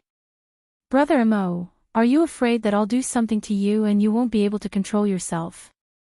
You also know that you are a hooligan. Chin Mo closed his eyes, replying slowly. Bojo was at her wit's end. The Almighty wasn't even going to fall for her goading. Come up, I'll just have a good sleep since I can't beat you in a fight. If you're really worried that I'll do something to you, you can just handcuff me, Bojo replied in a gentlemanly manner. Chin Mo opened his eyes, glancing towards her. Our arrogant little princess doesn't sleep with anyone. Bojo. Fine, since he emphasized the words tsundere little princess, it was probably hopeless. She knew that the Almighty was a vengeful person, but she had underestimated the way he held a grudge. He would attack without leaving a trace. She licked the candy with the tip of her tongue. It was still sweet. Even her heart started to soften. Actually, she understood. It was rare for the military to have such things. She understood what it meant when he bought it for her. Ever since she was young, that person had always treated her like this. He disciplined and indulged her at the same time. But this time, it was too hard to chase. Bojo glanced over once more. Chin Mo was riled up by her gaze. His peach blossom eyes deepened in the night, but his tone didn't change. There was a hint of hoarseness in his lazy voice. Are you thinking of not being able to get off the bed tomorrow? No, it's just a little cold. Bojo wasn't lying. The military blanket was too thin. At the border, the temperature difference between day and night was huge. Moreover, this military unit was originally in an uninhabited area. After autumn, the nights were even colder. If it wasn't for the deal with Boss Tang, she would have come to the military camp. She probably wouldn't have been able to personally experience how that person had lived for many years. The favored son of the heavens, the grandson of the Qin family, had a different attitude after putting on the military uniform. There were too many people here who could live as they pleased like ordinary people. But they chose to stay, stationed at the border where there weren't many resources. In order to protect that line, they could endure anything. Just for the people living behind them. When they woke up, they would see the hustle and bustle of life. In this world, there were many types of love. China's soldiers were mostly silent and hard, like the snow in the Kunlun Mountains, never melting. They stared at this place as though saying, I hope you never see the smoke and flames of war in this lifetime. Perhaps, the people here didn't even know. That person, he should be standing in the esports arena, shining brightly. That was what he loved the most. But, in order to better protect this land, he even threw away his favorite things. Bojo looked at the cold and tall figure. Her chest seemed to be filled with something. No matter what she had experienced, no matter how many things had happened, she probably couldn't forget that even at such a time, that person would still take the time to buy candy for her. His thin lips curved into a smile. He felt that the tip of his tongue was exceptionally sweet. He pressed it against his canine teeth and lifted the military blanket a little. At the start, when he heard that she was cold, Chin Mo didn't intend to care. The military was like this. If they couldn't adapt, they should have left long ago. But when he heard the rustling sound of the blanket being lifted for the third time, Chin Mo got up from the ground. Chin Mo got up from the ground, reaching out to hug the person on the bed through the military blanket. Bo Jiao was still lifting the blanket. When she glanced sideways, she saw that ridiculously handsome face. She wanted to hug him back. Chin Mo looked at her and said slowly, "There aren't any protective measures here. Are you going to wait until I can't take it anymore before you can settle down?" That kind of voice sounded cold. But the meaning in her bones made Bo Jiao pause. She didn't move. After getting the effect he wanted, Chin Mo wanted to close his eyes even though his entire body was burning. But he didn't expect it. The youngster lifted the blanket and covered him. Her good-looking face was still a little embarrassed. Her fingers were already pressing on his belt. When she looked up again, her exquisite and beautiful shoulder bones were exposed due to her movements. It was like a drug, entangling her. "Why do you have to endure? I can help you." Chapter 11:55. The wind outside the window was strong. The lights outside were on and the shadows of the gangsters could be vaguely seen. There were only two people in the military uniform. Chin Mo's gaze deepened. There was a pleasant smell on her lips. It was light with a hint of sweetness. It was like a lotus flower in a quiet valley. It slowly lingered from the tip of his nose to the side of his ears. Even when she was doing something, there was a smile on her lips. When she turned her body slightly, her face was beautiful but her aura was clear. Her shirt was pulled open a little. It was loose after all. Her fair collarbone could be seen clearly. What was worse was that she had already reached out her hand. As she moved, her collar drooped even more. He could vaguely see the small lace under the bandage. It was just for a moment. Chin Mo's gaze darkened completely. His Adam's apple moved, and he held her wrist with extreme heat. He didn't push her away. Because he couldn't push her away anymore. The smell on her body was like incense lit in the night. It was light but alluring. In the darkness, the temperature kept rising.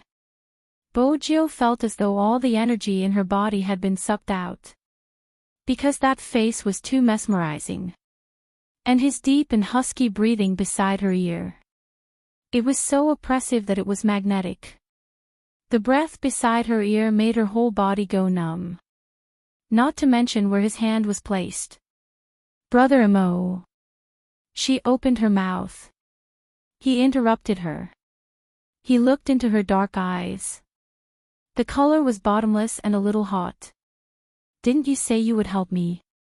Bo Jiao could hear his heartbeat. It was heavy and loud. Even his breathing was different from usual. "You can do whatever you want to me." His words seemed to be enticing her. But this kind of enticement was easy to get addicted. No one would have the chance to see Chin Mo like this. He pressed against her head.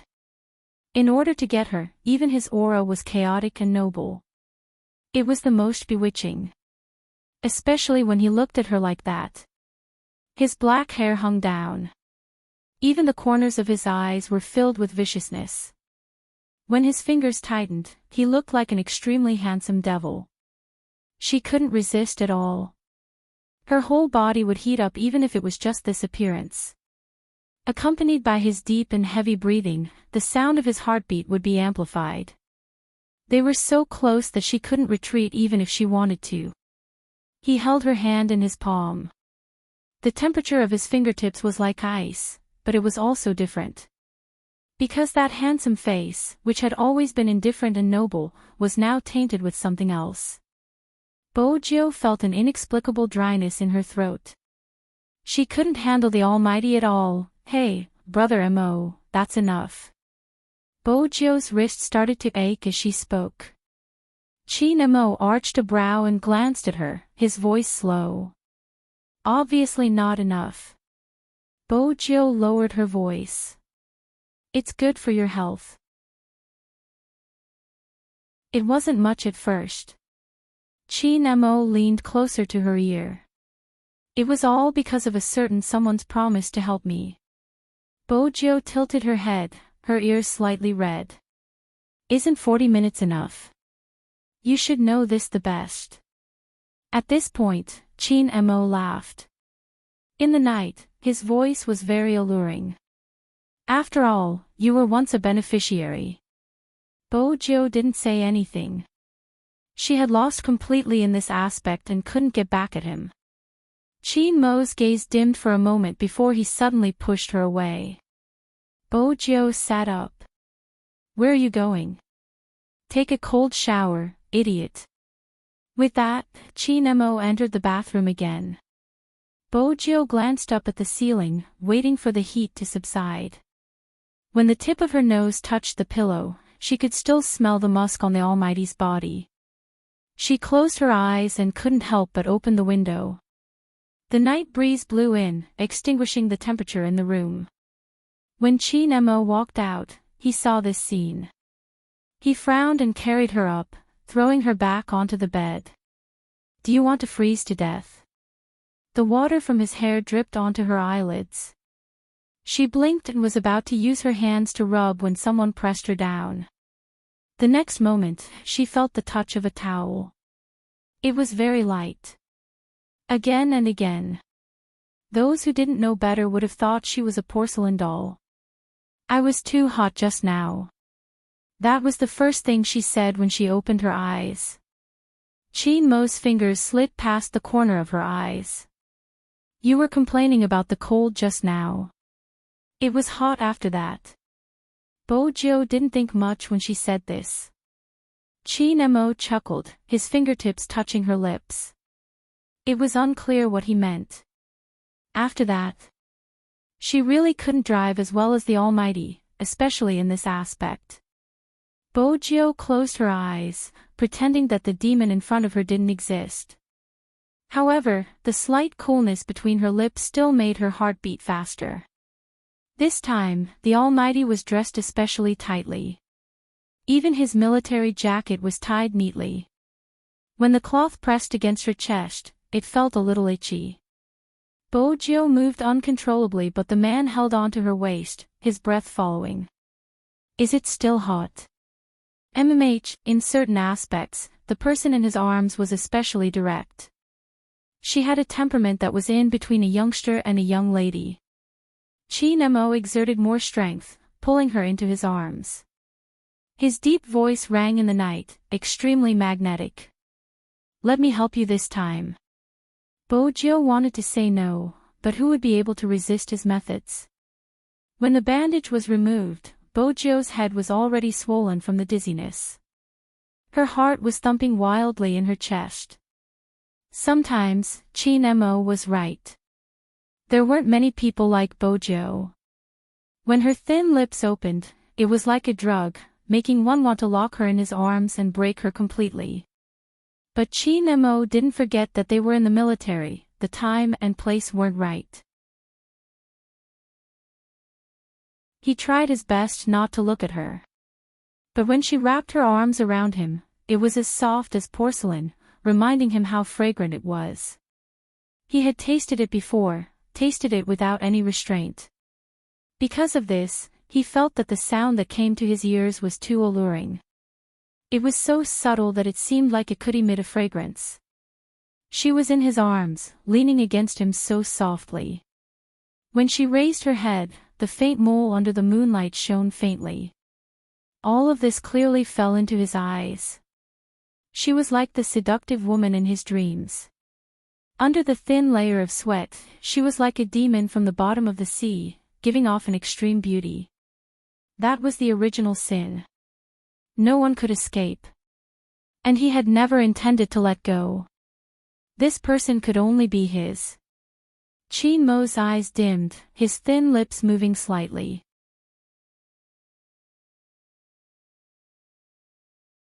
Chapter 1156. Bo Jiu stilled. The coldness on his thin lips calmed her down. He held her chin, his entire body close to hers. There was still the smell of smoke, but it was very faint. She wanted to tilt her head, but he reached out, wrapping his hand around her short black hair, pressing it behind her head. The tip of his tongue probed. After such a gentle and delicate kiss, even her breathing was messed up. She sucked until her entire body was numb, her mind blank. Until everything was over. That was when she realized that her clothes had been pulled.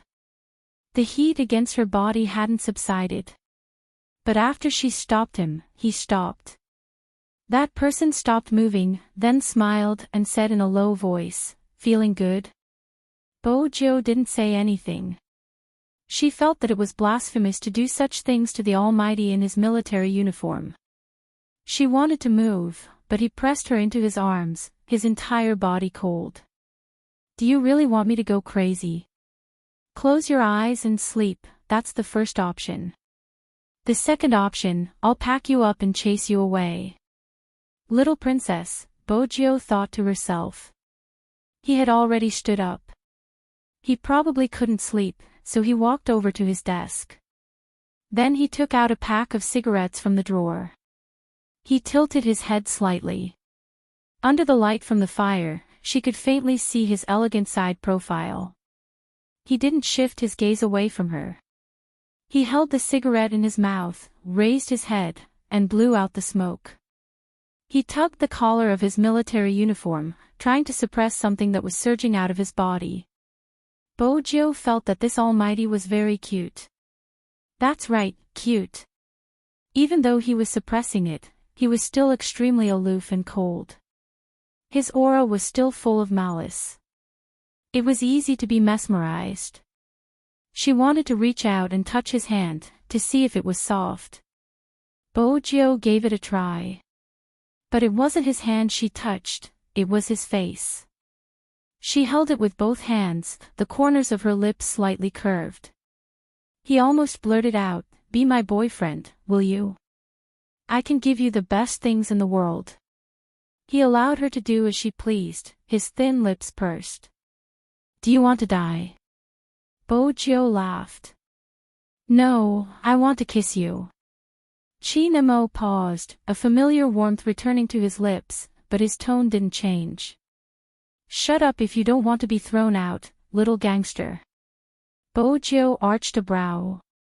She remained in that position, tilting her head and planting a kiss on the side of his face. It was just a touch, a goodbye. Qin Mo paused with the cigarette in his mouth. His dark eyes were beautiful enough to move anyone's heart. But he could only see one person. It was already late at night when he really fell asleep. The rumors in the army caused the old commander to be in a mess. "What's going on?" As he said that, he turned around and said to his adjutant, "Do you believe that cold brat can endure being suppressed by others?" "Report, I don't believe it." The adjutant puffed out his chest and raised his head. "This rumor is too ridiculous." The old general thought for a while. "Do you think he'll keep his only child?" There were many good technical soldiers in the army. However, it was very rare to see someone who excelled in jungle combat and had good electronic skills. That was why he was such a treasure. The adjutant felt that his old general had asked him a question that was too difficult to answer. They wouldn't be able to guess Demon Qin's thoughts. At first, he thought he would get an answer the next day.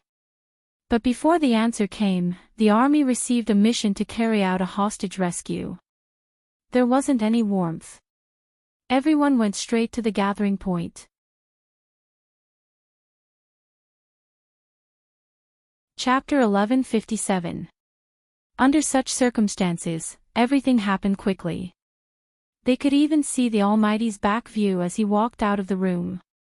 But when the time came, all of this would disappear. At this moment, Prince finally experienced the speed of this place. Everyone had to bring 3 items: a gun, a watch, and a black mask. It was more impactful than in the movies. Because in the real world, every Special Forces soldier rarely showed their faces when they were on the move. When they came, they were like a pack of wolves, their gaze determined but silent. No matter how many questions Prince had, he wouldn't ask the youngster beside him at this moment. At this moment, everyone was focused on their mission. Both the new recruits and the members of the operation team were dressed the same. Her face was covered with a black mask and she held a rifle in one hand. She glanced sideways to adjust the shooting distance. It was as though she was born to be here. It was just that the army would never use the hostage rescue as a chance for anyone to practice. The operation team was at the front. Bojo and the others were at the back, hiding in a place they were supposed to hide. There weren't many hostages because of the narcotics operation. One of them was chased here and along the way, he hijacked a school bus. In such a place, even the school bus was donated. The road wasn't easy. The driver's leg was injured and they were in the middle of negotiating. They had used all the necessary methods.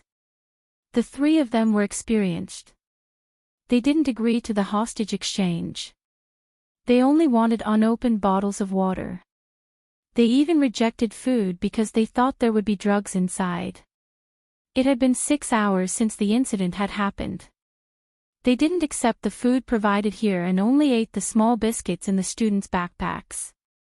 The students would definitely be hungry. But as compared to hunger, fear was more unbearable. All of them shrunk into their seats, not daring to move after their food was snatched. They looked at the muzzle of the gun, trembling so much that their lips turned white. They were all children. With the long-range gun, every movement in the bus could be seen clearly through the window. There were only 3 of them. It was extremely difficult to deal with them in an instant and not give them a chance to harm others. The 3 of them weren't stupid. Each of them had a child in their hands and tried their best to avoid moving around the window. What was good for the operation was that one of them was seriously injured and needed medicine and medical attention. That man seemed to be their little boss. Bojo shifted the muzzle. When she glanced over, she saw a familiar face. She had seen that face in the video before. He had no specific nationality and was active in the Golden Triangle all year round. He was a member of that organization and was mainly responsible for selling goods. Bojo narrowed her eyes. She lifted the gun and glanced at his mouth. Prince was a qualified soldier, but he was still young. Which country are they from? What are they talking about? Nationality unknown, but... Bojo arched a brow. They need a doctor now, that's their next condition. Prince was stunned. This brat even knew how to read lips. Alright, even if she knew how to read lips, how did she know the gibberish? That's a minor language, right? Prince was still frowning.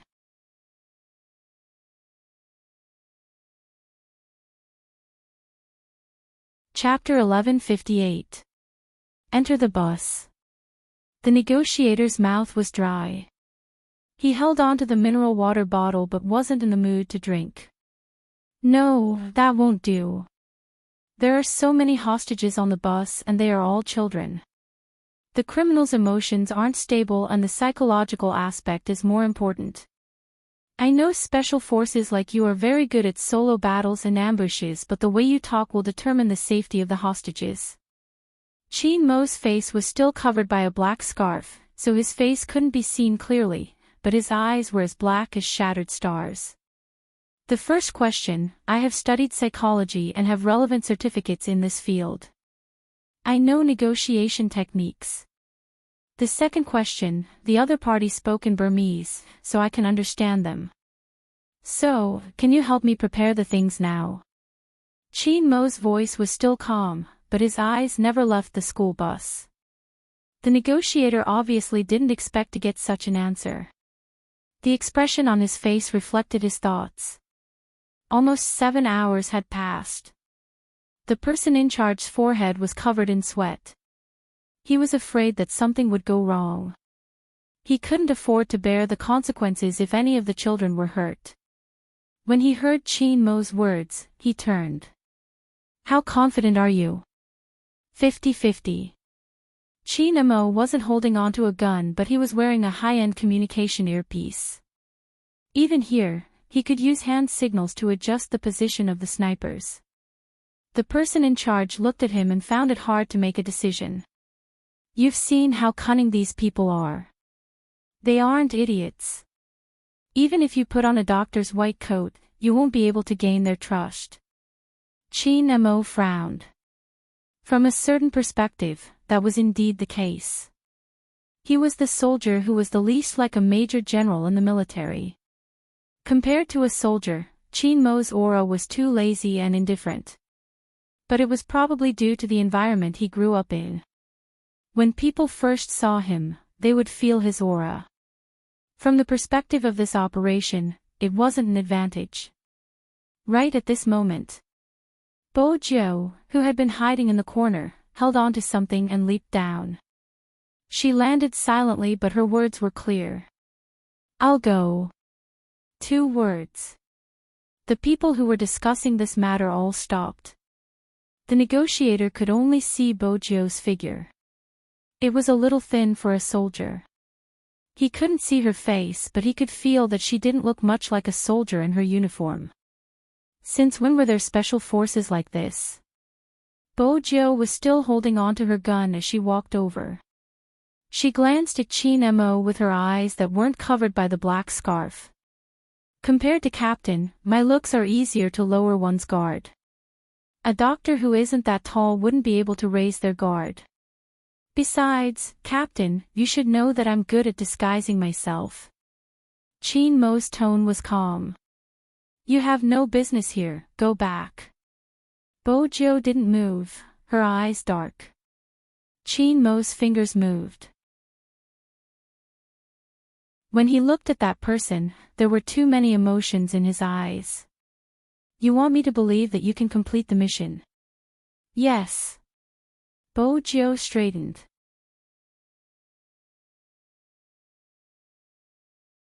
Chapter 1159.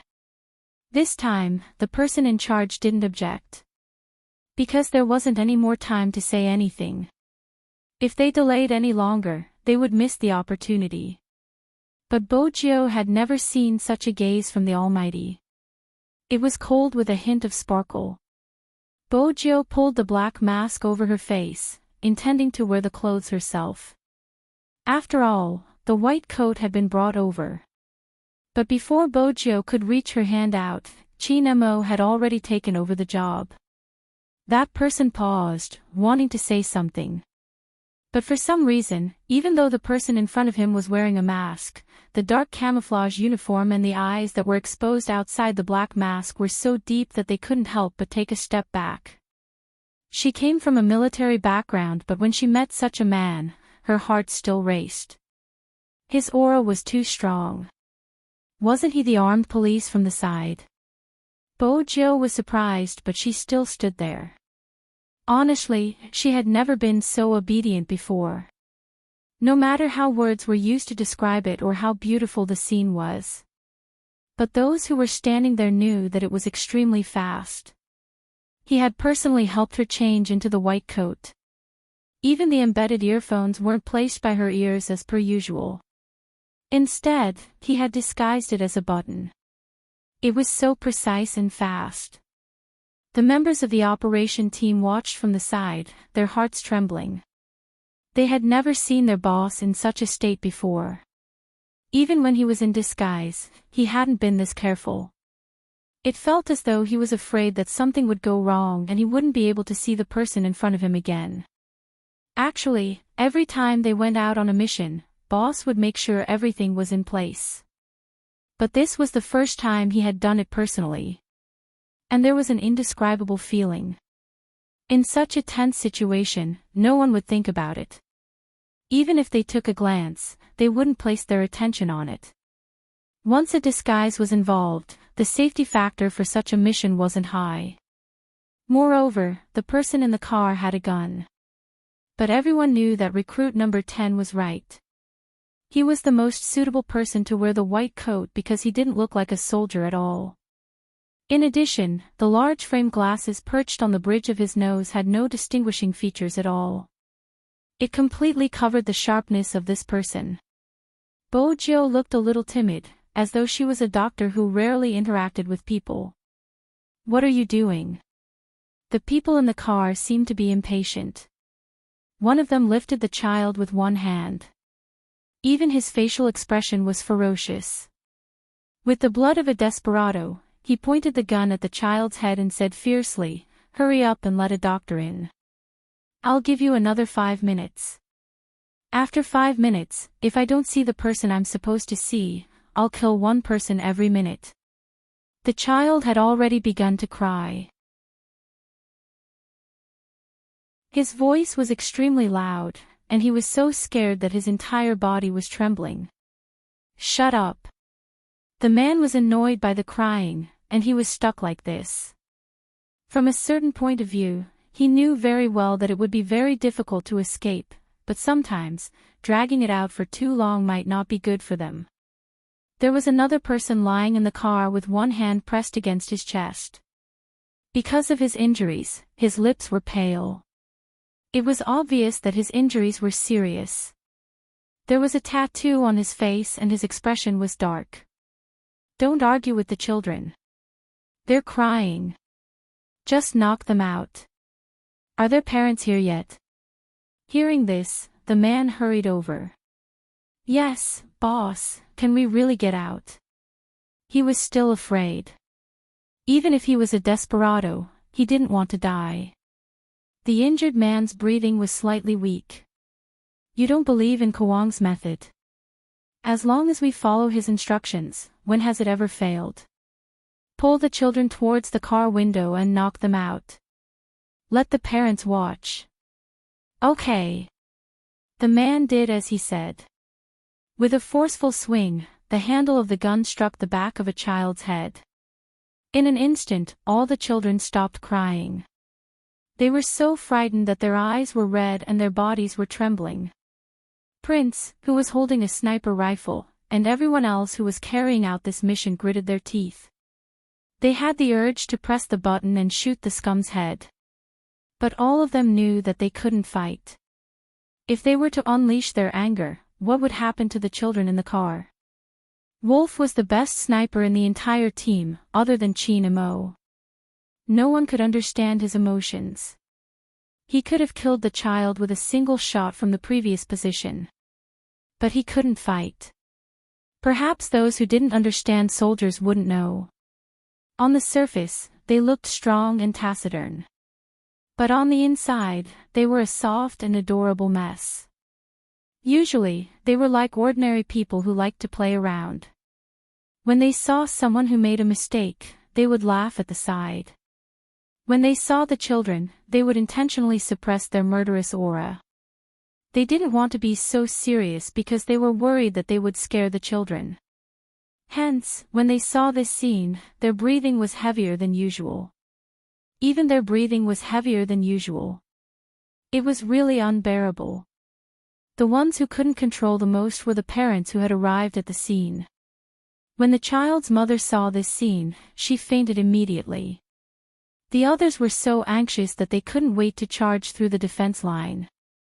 One of them grabbed the person who stopped them, a pleading expression on his face. Ask them what they want, money. We can give it to them, give me my child." The news had already spread. No matter how they tried to control it, it would be on the internet. It wasn't because they didn't defend well, it was because of the people in the car. It was to exert pressure, to make them fulfill all their conditions and even to the extent of leaving the country. Everyone was paying attention to this matter. This was also the reason why the person in charge was sweating profusely. Even if there was chaos, it would still be in China. allowing them to act so recklessly. Even if the matter was resolved, they would still be held accountable. But now, he wasn't afraid of being held accountable. He was thinking about how to ensure that all of the children returned safely. Even though there were people crying behind him, or perhaps, in disbelief. In reality, he wasn't confident. He could only place all his hopes on the special armed police sent by the military.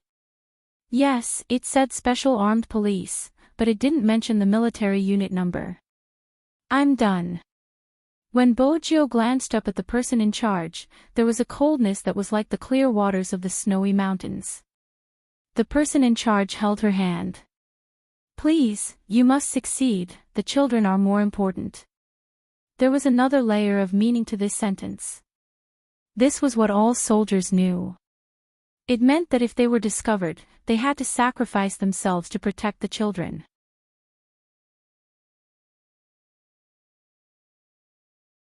Chapter 1160. The rest of them started to prepare. They hid somewhere or found the best vantage point so that they could have a clearer view of the situation in the school bus. That way, they would be able to react appropriately in the most urgent situation. However, the entire operation team did not expect that the person who moved the fastest was actually the boss.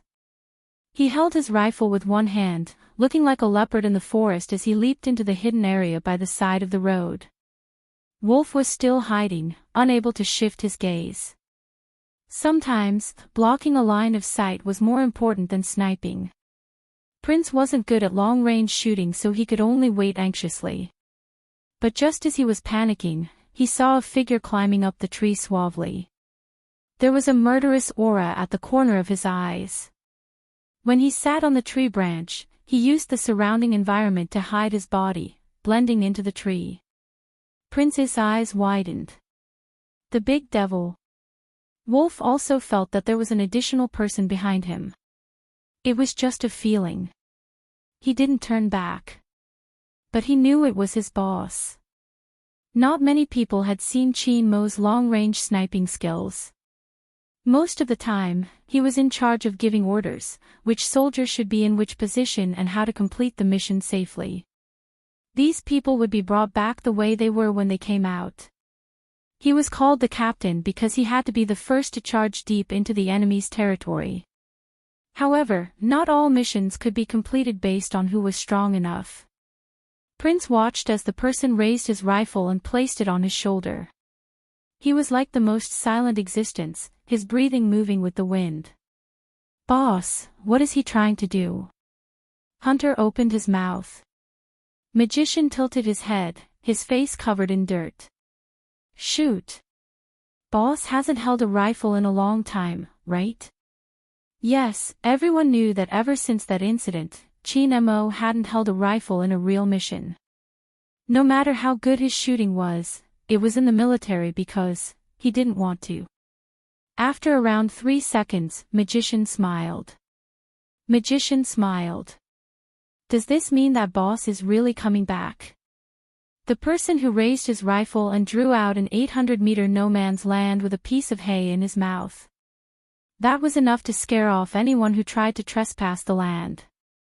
But how did he manage to overcome his psychological issues? Hunter didn't ask this question. Back then, they went on that mission together. When he found his boss, his eyes were bloodshot. His gun was placed by his side, his whole body was wet and his wrists were hanging by his side. Back to the army. Regardless of whether it was the higher-ups or the doctors, they all said that boss had been hypnotized and was no longer suitable for any missions. His military rank would be revoked and he would be sent back to the city. He was the pride of the heavens. They all knew. But who knew? In order to guard this place, his body was full of injuries. During the earthquake, in order to pull a person up, his back was smashed by a heavy object. He had to endure it until he reached the army to get treatment. He was as tough as a mountain. But when the mountain was destroyed, it was like the clear moon in the night sky. Even his departure was silent. Now, he raised the gun in his hand, and the muzzle followed a single point. That point landed behind the disguised recruit number 10, not leaving him by even an inch. The surrounding people all fell into silence. That was probably the only protection he could provide. He picked up the gun and locked onto one point. There was no mistake.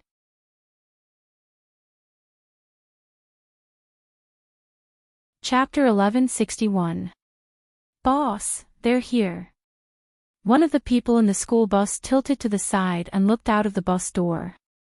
The person who was lying on the bus couldn't turn around and looked at the roof. Go check if they're imposters. Impersonation. That person was obviously confused by the environment and couldn't wrap his head around it.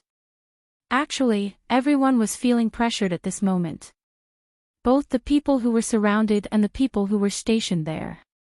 Police imposters. The injured person narrowed his eyes. If they are, kill them and use a child as a warning. All right. The person was about to walk out. Wait a minute, check if there are any special forces soldiers around when we go out. Boss, I've seen this before. There aren't any special forces soldiers, there are many armed policemen. It seems like they don't want us to leave. It's better if there aren't any. Pay attention to your surroundings and retreat if you see any signs of trouble. Yes. Everyone was worried that a sniper would appear at this moment. But at such a distance, anyone who wasn't a sharpshooter wouldn't be able to do anything to them. When they had chosen their parking spot, they had already taken this into consideration. Most importantly, the doctor didn't look like a police officer in disguise. The criminal with the gun lowered his head, and his fierce eyes met the man in the white coat. Where's the medicine? His voice was harsh. The man in the white coat trembled and stuttered, it's here. With that, Bojo lifted the toolbox in her hands. The criminal was holding onto a child in his left hand, just in case something unexpected happened. He used the barrel of the gun to move the items in the toolbox. Other than a syringe, there was gauze and some medicine. Boss, he doesn't have a gun, he seems real. The other person was in charge of reporting the situation. Check if he has earphones. The person's breathing was painful. When his voice came out, it was extremely faint. Of course, Bojo heard him, but she pretended as though she hadn't heard anything. She continued to stand there, her fingers trembling. The moment the criminal raised his gun, everyone held their breath.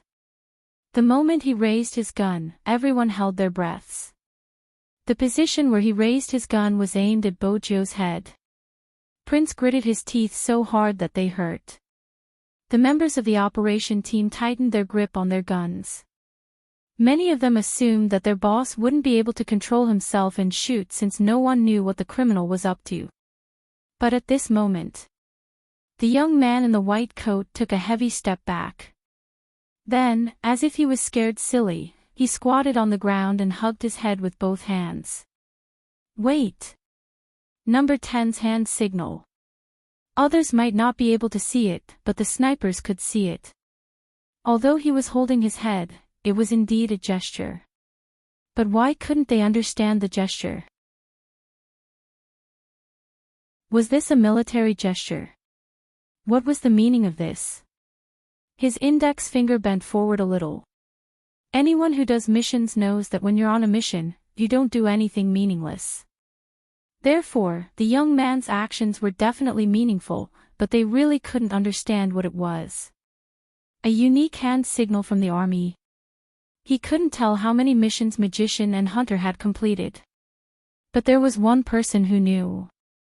Unknowingly, this was Prince's thought as he stood under the tree. He had a feeling that the devil hiding on the tree branch would know what that gesture meant. He didn't know why, but he just had this feeling. In fact, Chin Mo did know.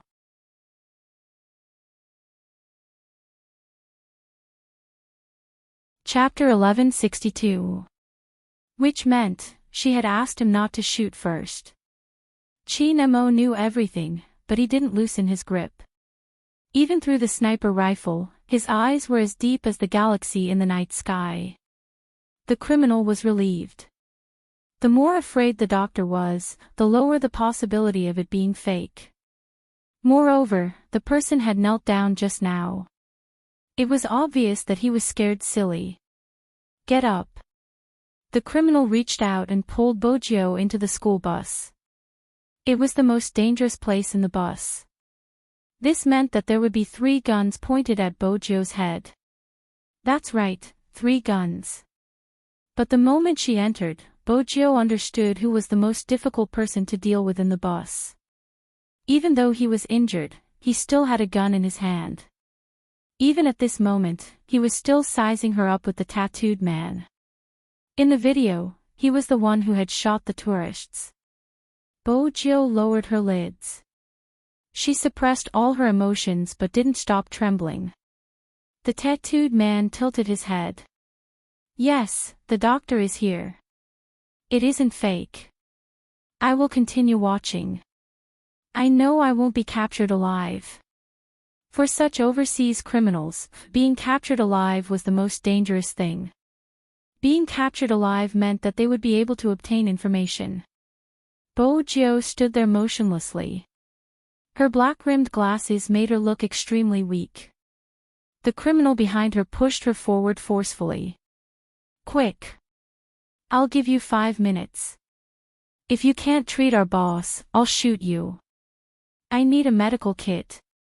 Bojo glanced to the left when she said this. This scene made him look like he was scared to death. But in reality, she was looking at her surroundings. She was looking at every location and the criminal's position as well as their overall abilities. 1v3. One of them was lying on the ground but he needed the most attention. Bojo retracted her gaze. She knelt down with trembling hands and took something out of the medical kit. There was a gun pointed at her head. It was obvious that the criminal had relaxed a lot by now, but he was still very nervous. It was fine as long as he was nervous. Humans would always have flaws when they were nervous. Bojo lowered her lids. She took out the hemostatic forceps. Her lips were hidden in a place that others couldn't see. I've lost a lot of blood. This was nonsense. Which injured person did not lose a lot of blood? Everything was for the sake of a better disguise, so even the words he said were in line with his identity. The tattooed man moved and gave a look to the other side, indicating for the other side to prepare more things. The criminals also received the signal, but they didn't leave. The 3 of them were watching the doctor. They couldn't allow anything to go wrong. If Bojo did anything that didn't match her status, she would be shot in the head. At this time, all the children were really scared silly. Looking at this scene, their little hands grabbed the safety belts, for fear that there would be another scene of a gunshot. Bojo wore medical gloves and took out the last tool from the medical box, an injection needle. The tattooed man frowned. Check. Yes. Both of them were drug dealers. The criminal took the injection needle and didn't find any problems. More importantly, Bojo stuttered, this medicine has stabilizing properties. When treating serious injuries, there would always be anesthetics and stabilizers. This sentence caused the tattooed man's eyes to flicker.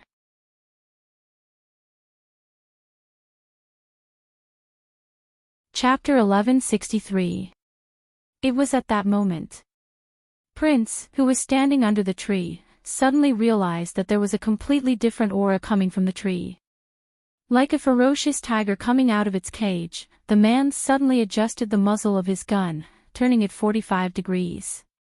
He was quick and ruthless. Just when Prince didn't know what was going on, a voice rang out. The person in the school bus suddenly raised the syringe in his hand. Just as everyone was looking at the young man with worry in their hearts, his movements were so fast that it was almost a blur to the eyes. The tattooed man, who was lying on the ground, was shocked. He didn't even have time to move. The hand that was holding the gun had its tendons severed. Everything happened too quickly. It was so fast that the two men next to him had just raised their guns. A loud bang was heard. No one knew where the gunshot had come from. But that was the sound. It was the thug who had pointed the gun at Bojo's head. The blood was like a blood mist, spreading in the air. The tattooed man screamed out loud. Another gangster standing next to him had already reached out to grab a child. Sniping, no angle. But at this moment, the young man moved his long legs, and using the momentum, he leaped forward and kicked the criminal's wrist. Then, the force from the rotation of her body turned the young man's white coat into a weapon in her hand. There was a swishing sound. The white coat fell and covered the criminal's head. The moment he felt the pain and darkness, a second gunshot rang out, breaking through the car window. First, the glass shattered, followed by a headshot. Who was it? Who was that sniper? The same question appeared in everyone's mind. The tattooed man looked at the doctor, who had stopped. He was in so much pain that he broke out in a cold sweat, but his eyes narrowed a little fiercely. Who are you? This was not a doctor at all. He actually didn't see it. Large beads of sweat rolled down his forehead. The tattooed man's heart sank as he looked at the harmless-looking youth. He had never seen this face before, so how could he be so strong? Bojo's face was still stained with blood. Because she had been too fast, she had cut her fingers. However, none of this could affect her temperament. It was a kind of evil that lived in the darkness all year round. After she squatted down, she looked at the tattooed man and smiled. You're asking me who I am. I'm your old enemy. You can call me Daddy. The tattooed man had no way to describe his feelings at this moment. Daddy. He wanted to hit someone, but he could only curl up in pain. Outside the car came the sound of people passing by. She reached out and hugged him, patting his back. She really didn't know how to comfort a child, so she used the same method the Almighty had used to comfort her when she was young. Don't be afraid, big sister will buy you some sweets later, everything is fine now. Your mother is outside, I'll open the car door now. You guys can alight one by one, don't squeeze, you will hurt yourselves. The boy, who had been scared out of his wits, moved a little after hearing that, as if he had come back to his senses. Sometimes, a hug is enough to comfort someone. The little kids knew that the danger was over. One of the bolder ones lifted his head, his fingers tugging the hem of her shirt. He asked shyly, isn't it supposed to be a PLA uncle? Why big sister?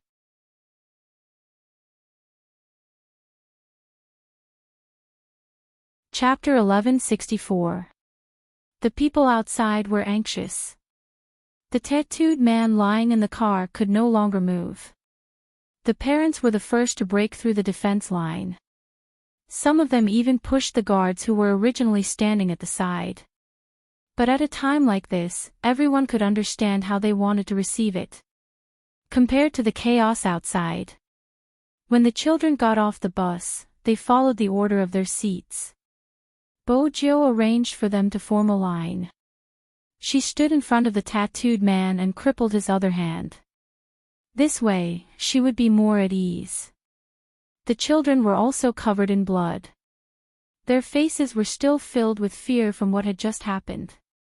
One of the children's legs turned to jelly when he took a single step. Bojo reached out to prevent her from falling. She said carefully, walk slowly, there's no rush. The little bean nodded. He was still afraid. However, all of them were very obedient. He sniffled and continued to walk forward.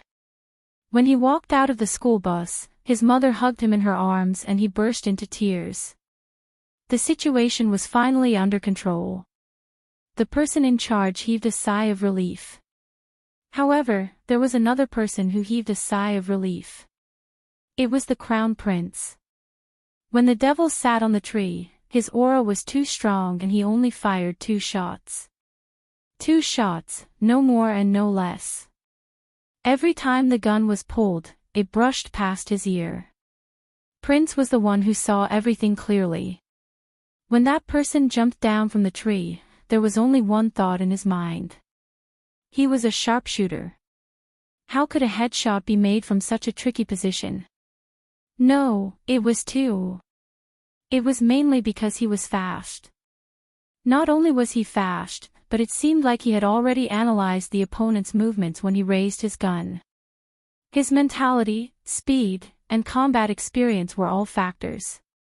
The Crown Prince's thoughts were a little chaotic, but this did not affect him from rushing out to enjoy the joy.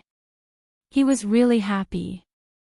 As long as he saw the group of little beans jumping around with their friends, he would always feel relieved in his heart.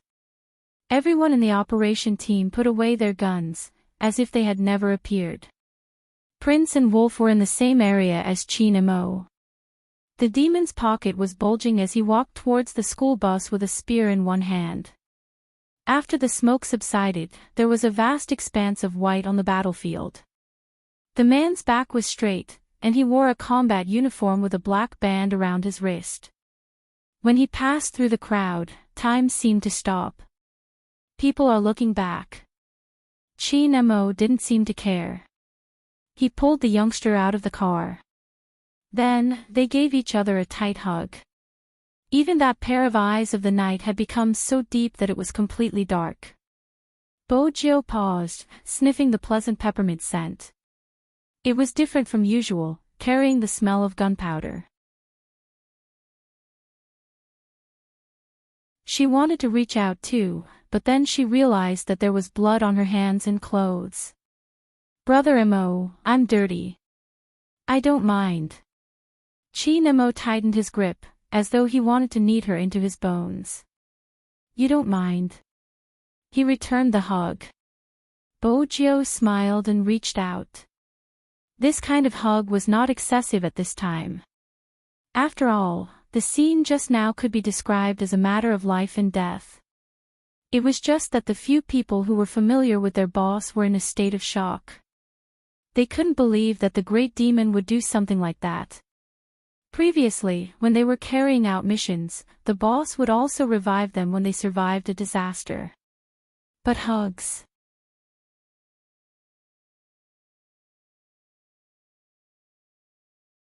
Chapter 1165.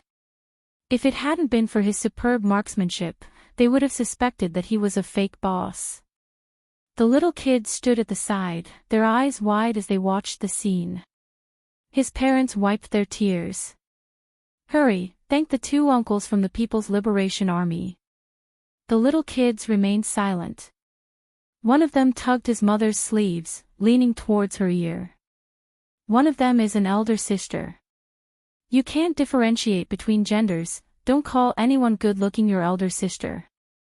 With a smile, he ended the topic. But the unforgettable topic was the hug in front of them.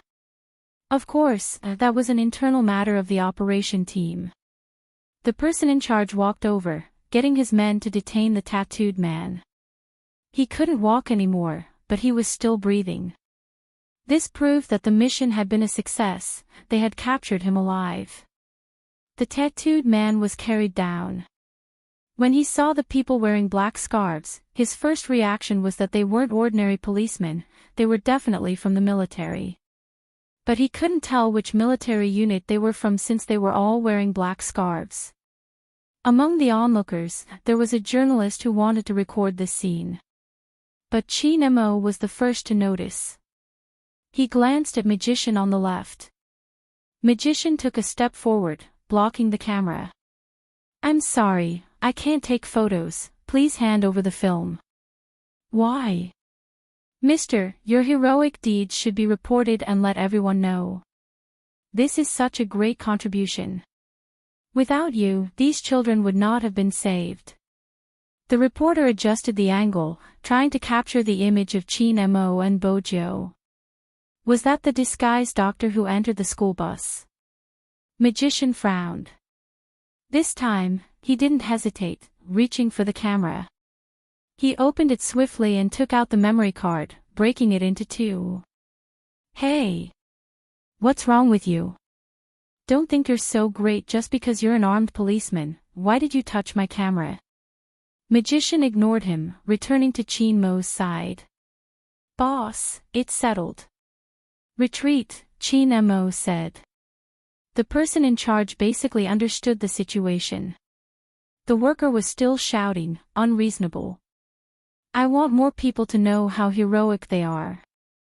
I admire them. Why are these people so arrogant? It's fine if they don't understand, but they even broke my things. In fact, as long as the worker wasn't so selfish, he should understand that not allowing him to film was good for himself. They forced their admiration onto others, but they didn't know that their own actions could very well expose such a mysterious operation team, which would be even more dangerous. A world-class mercenary organization was not weak. Not only would they be able to obtain information from your appearance, but they would also be able to target you based on your clothing, body shape, and combat habits. The person in charge gestured to the guard. The meaning of the gesture was very simple. It was to take that person away. The more he explained, the more information he would reveal. He might as well not say anything. Even he initially thought that the people sent to them this time were armed policemen. But when the person in charge saw one of them pretending to be a doctor in his every move, as well as the two perfect sniping sounds just now that were impossible for an ordinary person to achieve, the person in charge was shocked. He knew that they were not armed police. Special forces appeared in his mind, but he wasn't sure which unit they were from or what their numbers were. These people stood tall and silent. Even their guns were full of strength. When they were silent, one wouldn't even be able to sense their presence. Such special forces.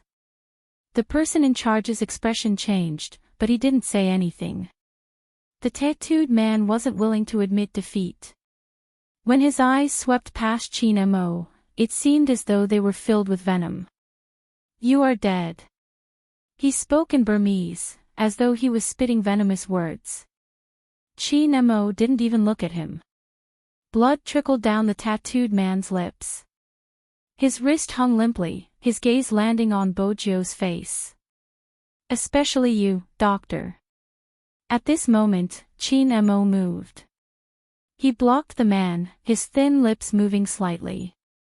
You won't have the chance because you will die in China's prison. The tattooed man's eyes widened in disbelief when he heard that voice. That voice, that voice. That demonic presence. The tattooed man would never forget the time when someone had sniped the 10 of them like a ghost. Until the very end, they hadn't been able to locate him. If it hadn't been for reinforcements, he would have lost his life. The memory was too deep. Hence, he couldn't forget that voice. It was the person who had destroyed them when they were at their peak, when they had the most believers. How was that possible? Hadn't he been hypnotized? Why was he here? The tattooed man's expression changed. Even after he was sent into the police car, his heart still pounding. It was a fear that was imprinted in the depths of his heart. With the closing of the police car door, everything stopped. The little kids were still standing there, a little afraid but also a little eager to speak. Mommy, Mommy. MH. The older brother is holding on to the older sister as though she's a little kid. Those are the two older brothers, don't mistake them for someone else. But indeed, they seemed to be holding on to a little kid. Perhaps it was because one of them was too tall and had a black mask over his face. The other was handsome but young. Bojio glanced down at her hand, the wound that the Almighty had treated.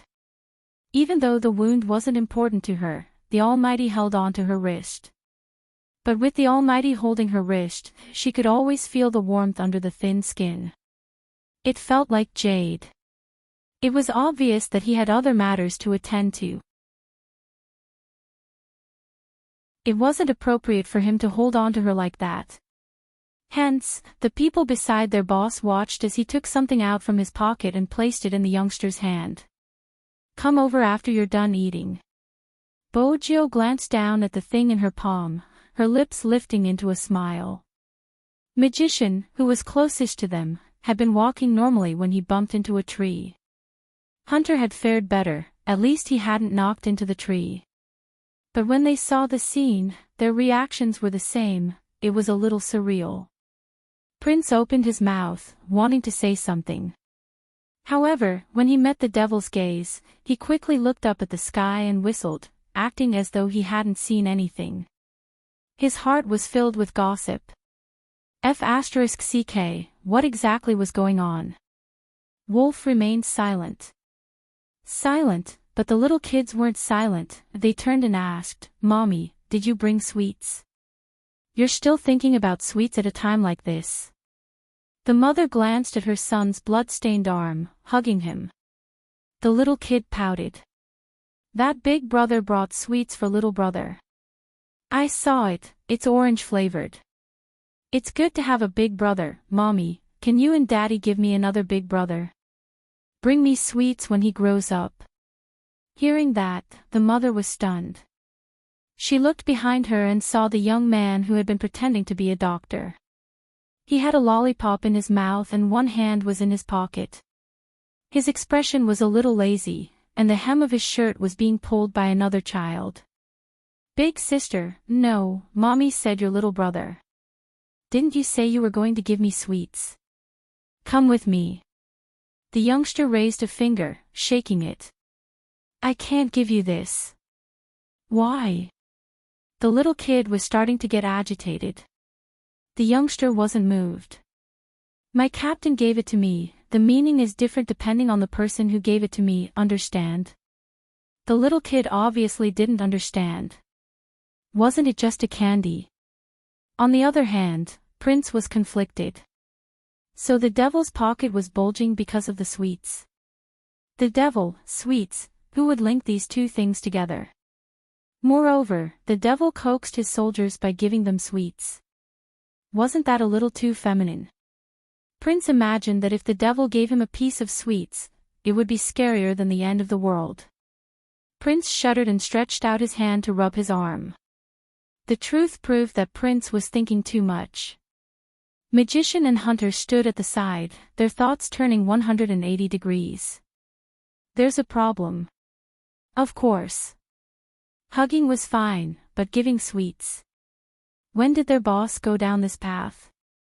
Why do I feel like I'm being tortured? What do you mean? I've never felt as single as I do today. These words were said in a whisper. That was because their boss had completed the final communication with the person in charge here. It was simple, A-level confidentiality. Don't spread it, don't mention it, don't upload any images and don't do any case analysis for the time being. Qin Mo's voice was light, and when it came through the black scarf, it carried a kind of nobility. The person in charge wasn't muddle-headed, he understood. This. He paused before continuing, "Comrade, don't worry, we will take care of the aftermath." Usually, when they couldn't control themselves and had to give a detailed explanation of the case, they would look for the local armed police and let them say that they were the ones who completed the mission. In China, some people couldn't even leave their names behind after doing something. That was because they had to deal with more ruthless terrorist organizations. Magician and Hunter listened to their boss's communication, feeling that he had entered the wrong profession for such a strong aura. Especially when their boss was wearing a black mask and his gaze swept over them, he seemed like the boss of Chinatown. His aura was like a mountain torrent. Honestly, boss, you shouldn't have joined the army, you should have become a gangster. The mission was over. Their communication was completed. Qin Mo reached out, switching his phone out of flight mode. In an instant, he received a message. "Boss, this is the information you asked us to intercept. It's regarding number 10. Every recruit would have their information intercepted. This was a form of defense for the special forces. Once you were here, you had to be completely transparent.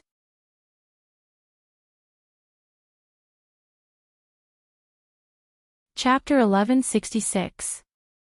Regardless of whether it was the messages she sent or her usual previews, they all appeared on Chin Mo's phone. Every single message was related to the Asian Cup. There was even a request from a certain someone. Please obtain the qualification for the Asian Cup. That youngster probably didn't ask anyone for such a favor. Hence, even her tone seemed a little stiff. The last message was sent to Feng Yi. Chin Mo knew that it was for him. The Almighty will go back. Chin Mo's gaze swept past the 5 words and landed on obediently Darling, who was standing not far away with a lollipop in her mouth. Her hand was wrapped in white gauze, and her head was lowered as she spoke to a little bean. Chin Mo didn't know what they were talking about, and under her black hair was a glowing side profile. It wasn't appropriate. The location and time weren't appropriate. The clothes he was wearing weren't appropriate either. Chin Mo tightened his grip, as though he was suppressing something. Then, he walked over. Bojo seemed to have sensed his approach, glancing up. The little bean wanted to say, "Big brother, your little brother is so petty." Unexpectedly, he was the one to take the initiative. "Captain, this little bean wants to snatch my lollipop."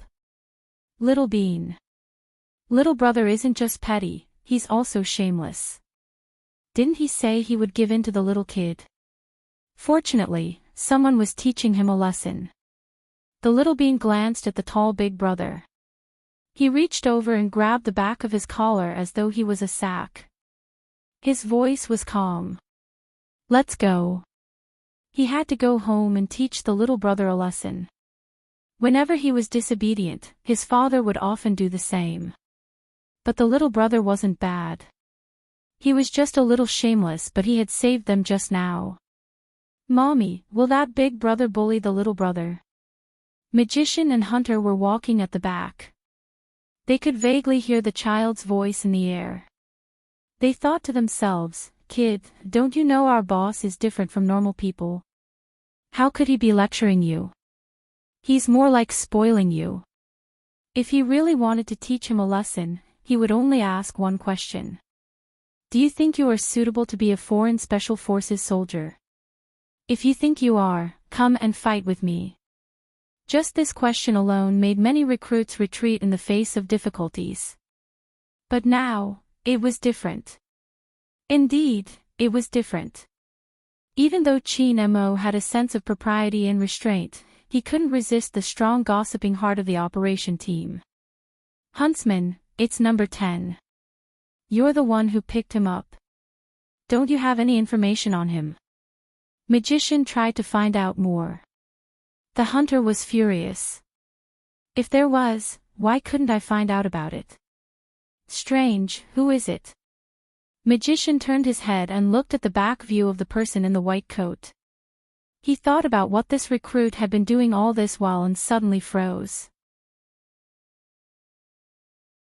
F***CK, it can't be, it's that guy. Hunter frowned. "Who is it?" "In Jiang City, when we went to look for boss, he recognized a younger brother." Magician felt it was hard to explain. The hunter was shocked. Younger brother? Boss? He didn't seem like the kind of person who would recognize a younger brother. Because of that person, we suspected that boss was gay. Magician tilted his head. Now, it seems like he really is gay. Why didn't I think of it just now? The last time we were on a mission, this person pretended to be a member of the film crew and walked right in front of me. I didn't even notice anything strange about him. In the end, boss caught him. Hunter couldn't hear the rest of the conversation, all his thoughts were occupied by one word.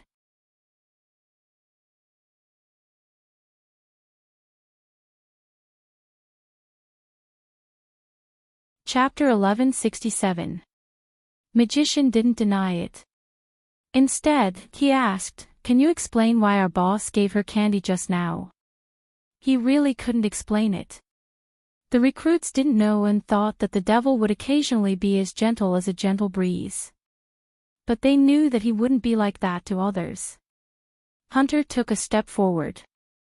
Magician asked, "What's wrong?" "I suffered a huge blow, I need a break."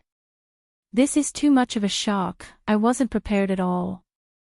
Hunter felt like he was done for. Honestly, the fact that their captain liked the blue child was ridiculous. Magician patted his shoulder. "I can understand your feelings, we felt the same way back then." "So, that fellow chased after the troops." Hunter's imagination wasn't bad. Magician glanced up. "You were a witness yesterday." He had witnessed his boss being pressed down. His boss was pressed down. The more Hunter thought about it, the more his world seemed to be collapsing. At this moment, a group of people had reached an uninhabited area. They split up from the rest and headed to the place where the military aircraft could land. Chi Nemo glanced over, catching sight of the youngster with a lollipop in her mouth. Her face was black and stained with blood. "Little Bojo." "Mmh." Bojo was surprised that the Almighty would call her name in such a situation. Chi Nemo asked leisurely, "Are you done with the candy?" "Mmh, there's only a stick left." She sucked on it. But even she hadn't expected the Almighty to ask, "Do you want a kiss?" Bojo's collar was still being tugged at. She felt the Almighty's hand lift the white coat up, and her eyes met the handsome face that was very close to her. The black mask had long been pulled up to his chin, and the dark color made his face look flawless and noble. A few strands of his black hair fell down, blocking his beautiful eyes and brows. Half of his body seemed to be wrapped around her, blocking not only the wind and the forest but also the hunter's line of sight. The sudden intimacy. As his thin lips landed, the scent of tobacco lingered around her. Bojo felt her breath being sucked away.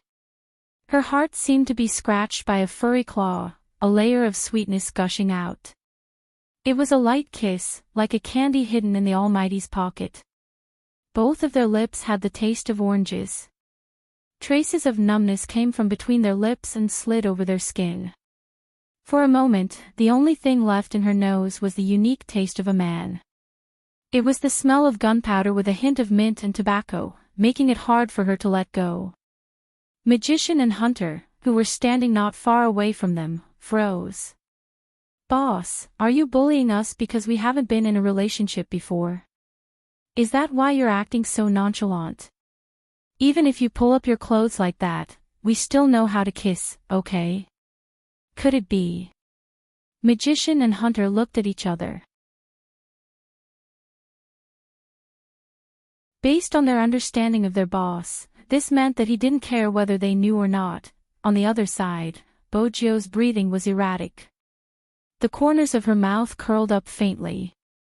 Her head was still half covered by the white coat, and her little face was flushed. Unfortunately, the color of her face could not be seen at all.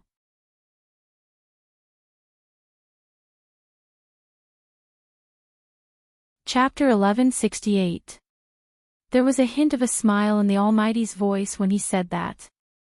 It was a classic honey trap. Bojo couldn't guard against it and didn't want to either. Hence, she stood there and allowed the Almighty to wipe his face. As for the destructive gazes from the side, Bojo wasn't bothered. Anyway, it was a good chance for others to know that the Almighty was hers. When Hunter and Magician returned to the military unit, they felt as though they were floating. In the past, they had been gossiping about their relationship as a joke. Now that they were in a relationship, how could they gossip? It was against the rules in the military unit. Boss. Why exactly did he do that? Not to mention the ambiguous kiss just now, the candy incident had spread throughout the entire army in less than a morning. Everyone was trying to guess their relationship and naturally, the old general heard about it. "What did you say? That youngster gave candy. Was he lying to me? Or was he joking?" The old general took a sip of tea. The adjutant stepped forward. "Reporting, it's completely true, sir." The old general wanted to say something else. The person in question was already standing at the door. He was dressed in his military uniform, standing against the light. His aura made the adjutant, who had been in this position for many years, feel a little fearful. No, he couldn't be fearful. After all, he was still his junior. The old general's reaction would be swift. His gossipy face had turned into a bright smile, like a wise man with many layers of knowledge. "You're here." The mission was a success. Chi Nemo walked in and gave a standard salute, his tone lazy. "I'm sure you've heard." The old general took a sip of tea. "Heard? What did you hear?" "It has nothing to do with me." Chi Nemo didn't beat around the bush, going straight to the point. The old general pretended to be confused, turning towards his adjutant. "This youngster is speaking in riddles again, what does he want?" "Reporting, I'm not sure." The adjutant was an honest man, his face turning red the moment he lied. "Since the chief is so concerned about recruit number 10, you should be aware of his recent movements. For example, the rumors about him suppressing me should have reached you a long time ago. Adjutant Lee is a messenger, so it's not hard for him to find out such information. Since the chief insists that he hasn't heard of it, as the person involved, I can explain it to him. I have a special relationship with recruit number 10, so it's not suitable for us to go on a mission together. She won't be part of the operation team for this overseas mission." Lee Mo nodded. The old general's expression turned serious for the first time. He reached out and pinched his glabella. "Chi Mo, you aren't an emotional person." Chi Mo's expression turned serious.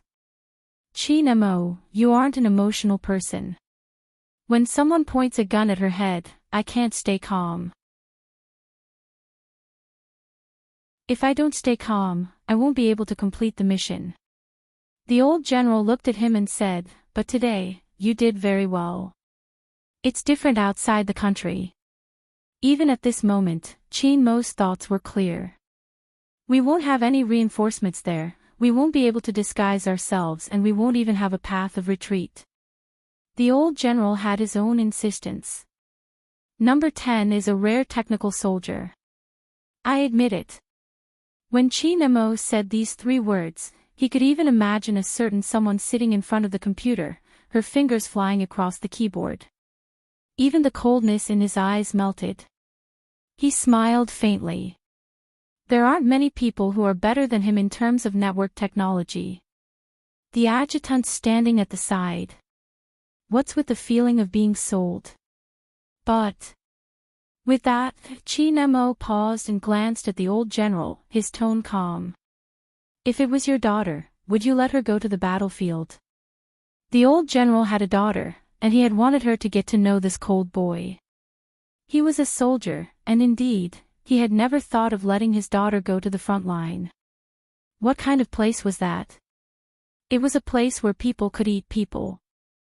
Chi Mo smiled, and there was an indescribable emotion in his words. "You wouldn't." The old general choked, and for a moment, he couldn't say a word. In the end, he said weakly, "Cold boy, you are being unreasonable. That isn't your daughter." "That isn't my daughter." Chi Mo stood up, stuffing one hand into his pocket. He looked lazy, but in fact, there was a glint in the corner of his eyes. He spoke in a casual tone, but the words that came out of his mouth shocked the other 2. "That's my life." Just 5 short words. The old general couldn't say another word. Chi Mo stood with his back to the light, and his voice came again.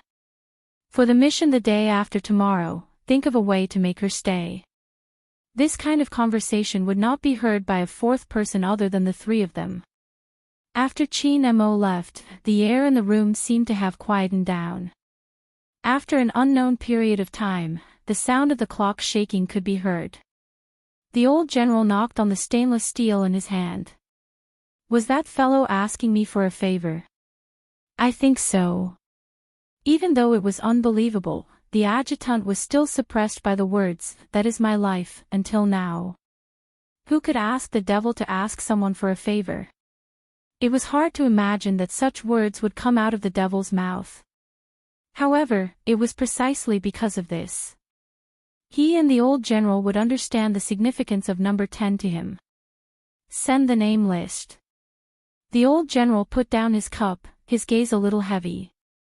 The day after tomorrow seemed to have been decided.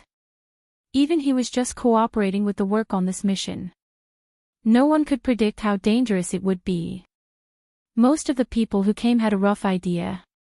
The stricter the selection, the more unpredictable it was. In fact, after today's incident, there were already 2 people with psychological problems. They were indeed the best of the best in the military, and they were also very brave.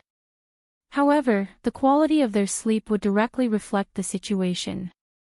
The doctor had already marked a cross on the psychological aspect.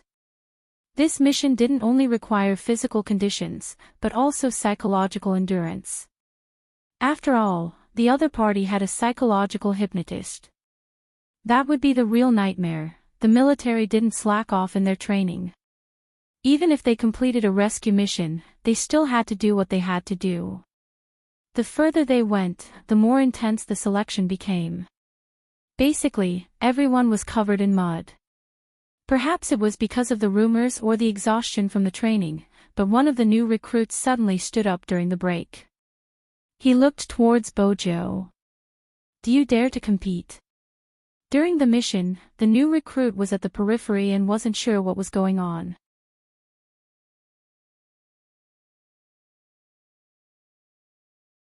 Chapter 1169. Bojo wiped the sweat off her chin when she was called. She glanced up, her gaze deep.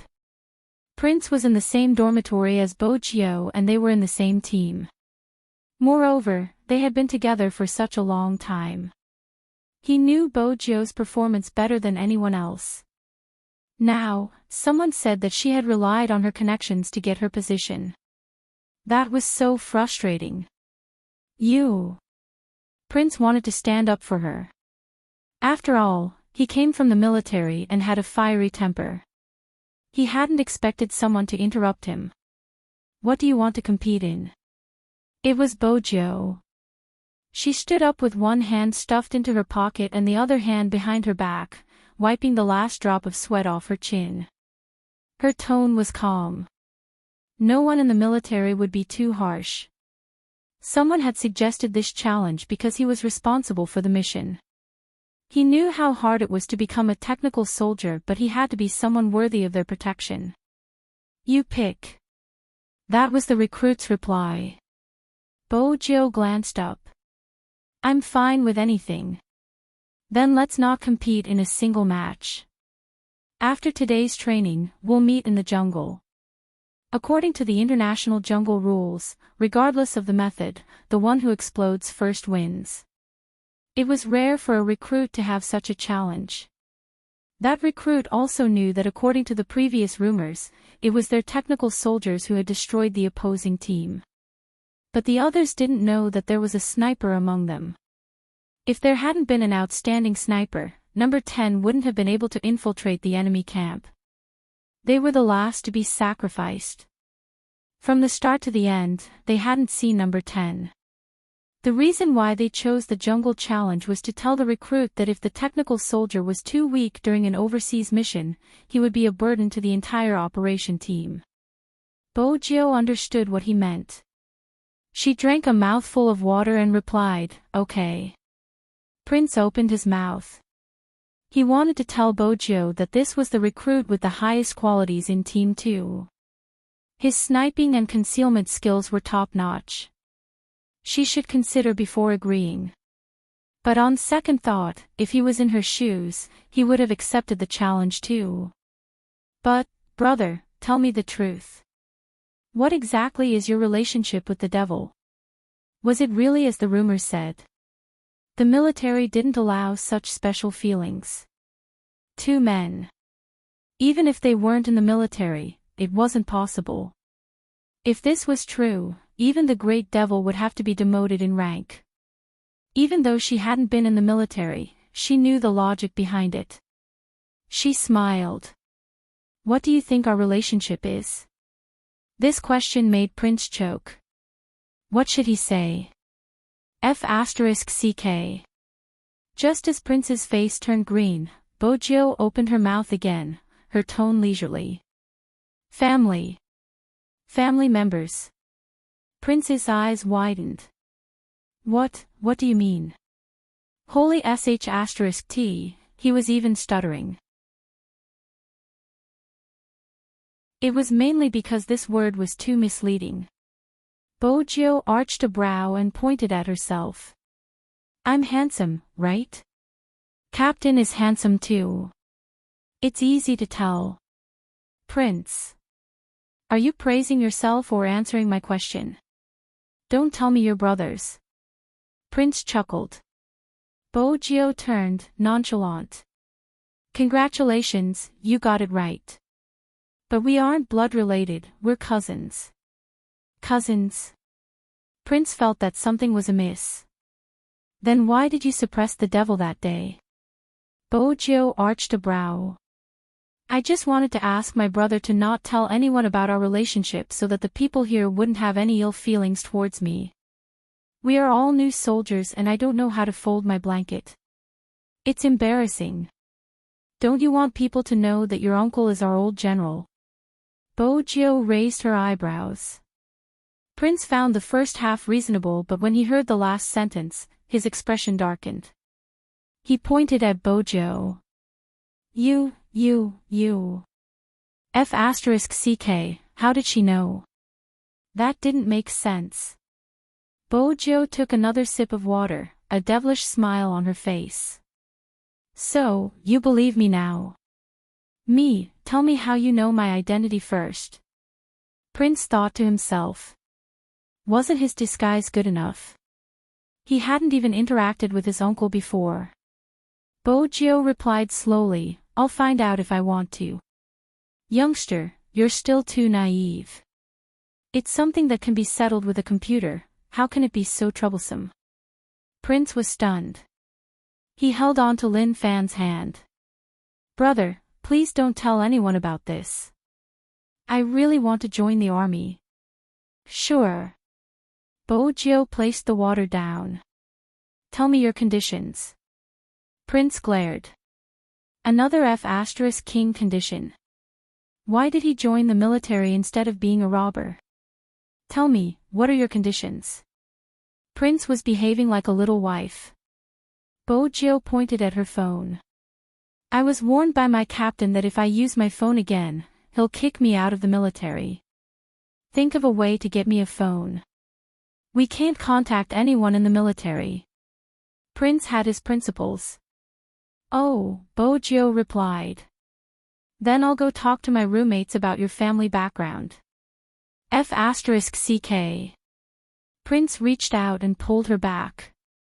Promise me that you won't include any pictures in your messages and the topic can't be related to the military. Also, you can't describe the situation here. Bojo looked at him. Do you think I'm committing treason? Of course I wouldn't do such a thing. I'm just sending a message to my teammates. Teammates? Prince was dumbfounded. Do you miss your army unit? Bojo glanced up at the sky. She felt that she had to hide her identity since there was a video online of her admitting to being a girl. Even though the military wouldn't be able to see it since it was a sealed-off place, it was better to keep a low profile. I miss it. Bojo's words were true. Sometimes, whenever she saw the computer and touched the keyboard, she would be reminded of that period of time. She would sit in the club with those people and beat them up. Sometimes, she would flash into the blood pool to kill them. After killing them, they would leave with a chicken wing in their mouths and oil on their hands. At that time, Yao Yao would be sitting beside her, watching Coco and Feng Shang fight for the MVP. Bojo's gaze softened when she thought about it. Those eyes used to be dark and cold, but now they seemed to be reflecting something in them. Prince looked at the youngster and was reminded of his time in the military. At that time, he had been a cold and aloof military prince who was invincible in close combat. Why did he seem to have changed after coming to this military unit? This military unit was poisonous. All right, I'll get one. Don't tell anyone about this. Prince left with his conditions. He was still thinking about how formidable his cousin was. The devil was already inhuman, and now, there was another cunning one. He wouldn't be afraid of any tricks when he carried out missions in the future. In terms of tricks, they weren't weak either. After Prince got his phone, they found a place that wouldn't be easily discovered. It was a strange place. In the forest near the training ground. Hurry up. That was Prince's original words. Bojo glanced at him. Don't use such misleading words. If someone passes by, they might think that I did something to you. Prince moved 3 meters away from the youngster. How could he forget about her reputation? Indeed, he had to maintain a distance. It wouldn't be good if others thought that he was gay. His uncle would definitely break his legs. Bojo tried to switch on the phone. It wasn't her own phone and she wasn't used to it. But it was still possible to investigate something or make a phone call to someone. F***CK, why did you download Lil P's live stream? What exactly are you doing? Bojo avoided his hand. Why are you so nervous? I'm just entertaining myself. Hurry up and take a walk. After the call, I still have to fight in the forest. I have to stand at a place where I can hear you. Prince was adamant about this. He wouldn't allow anything to go wrong with the phone he brought over. Bojo opened the live stream and entered a room. There were already many people inside. Fortunately, it hadn't started yet. Which meant that she was on time. She wanted a phone because Yao Yao's competition was today, a solo live stream. That's right, a solo live stream. A solo match that would determine whether Supreme Alliance could qualify for the Asian Cup. Before this, Shui Yao Yao didn't even think that she would be in a competition like this. Shui Yao Yao was a newbie. Her opponent was one too. Even though they had the same starting point, their platform was different. YS was a famous team in Asia. Even their newbie was the center of attention. The number of fans on their official Weibo had already exceeded 6 digits.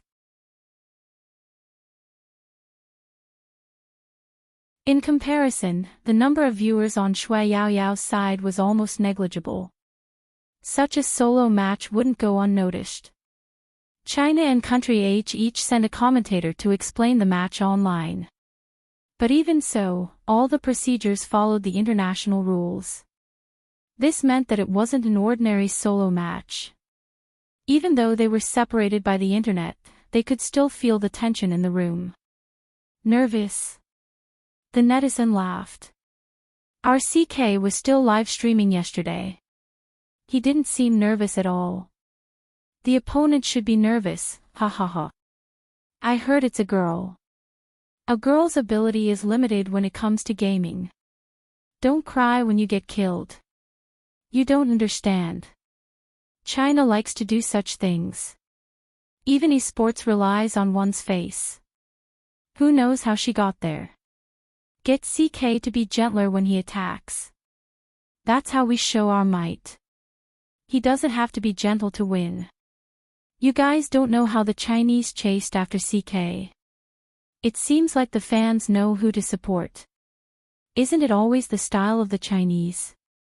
Ha ha ha, I'm going there to earn some money. There would always be comments during the live stream. Perhaps some people would find it strange. However, there were indeed some girls spamming the names of their idols crazily. They had completely forgotten that this was a battle between China and Country H. While they were cheering for CK, they didn't forget to say, even if they compete, they will only embarrass China. They won't be able to beat CK. I really don't understand why she's so strong. Her skills are terrible. Does she want to be famous? I don't know. Anyway, I'm here to see my CK. I feel that he has become cuter. It was in such a situation that it was possible. Shui Yao Yao sat in front of the computer, checking the mouse and keyboard one last time. Someone else said, Supreme Alliance is past its prime. That Spade Z dragged a bunch of people down and now he's leaving. If you ask me, Supreme Alliance deserves it. They didn't give us an explanation and just fired him. Since he's still in the team, let's see if we can still support him. Supreme Alliance has reached its limit. Otherwise, why would they let Shui Yao Yao compete? There's nothing special about her at all. Anyone who watched the live stream could basically see these comments. The club was filled with huge screens. It was more realistic. Lin Feng clenched his fists, coughing continuously. He wanted to rush over but he knew that it was better to be quiet. What are you going to do? Yunhu tilted his head, probably worried that he wouldn't be able to control his temper. There were so many people waiting outside the club, waiting for news from Supreme Alliance. Regardless of what it was, it would be a scandal. Lin Feng turned, his gaze deep. I'm going to smoke. That's right, he could only smoke at this moment. I'm worried that Yao Yao will collapse. He had been scolded before. In esports, if you played well, people would praise you. Wow, what an amazing almighty. If you didn't play well, people would say how old you were and that you should retire as soon as possible. How embarrassing. In reality, they wanted to win more than anyone else. Lin Feng couldn't forget that year when their captain wasn't around. Because he couldn't adjust his mentality, after one mistake, he had made a series of mistakes. In the end, he couldn't even see the comments on the screen. Because he had lost. As long as you lost, there was no meaning in a competition. Lin Feng stood in the corridor, his hands trembling when he lit his cigarette. Yunhu walked over, lowered his head, and touched the cigarette he had lit. Then he leaned against the wall like him. Sometimes, you underestimate a girl's tenacity. They are braver than us in certain aspects. It was rare for Yunhu to say so many words. Lin Feng smoked, not saying a word. Both of them knew that whoever sat in that room would have to bear this pressure. Professionally, sports players only looked glamorous on the surface. There was 1 minute left before the game would start. The players had a chance to speak to the team. Many people thought that Yunhu, Yin Wuyao, or Feng Yi would be the one guiding Yao Yao's tactics. But at this moment Feng Yi stood up, gesturing to the other side to pause the call. Then he connected the call. When he was doing this, he was still dressed in a suit, looking like an ace manager. Just as everyone was still confused about what was happening, a voice suddenly came from beside her ear. Suddenly, she heard a voice. It was the voice of a teenager, with a hint of laziness but as clear as water. It calmed Shui Yao Yao's racing heart. Yao Yao. You're tuning in to the LoveLore Library YouTube channel. We're so grateful for your support and don't forget to subscribe to join us on this incredible journey through captivating stories. Your generosity through donations truly makes a world of difference, as it's the primary source of revenue that allows me to expand and enhance this channel for you. Thank you from the bottom of my heart for being a part of this adventure.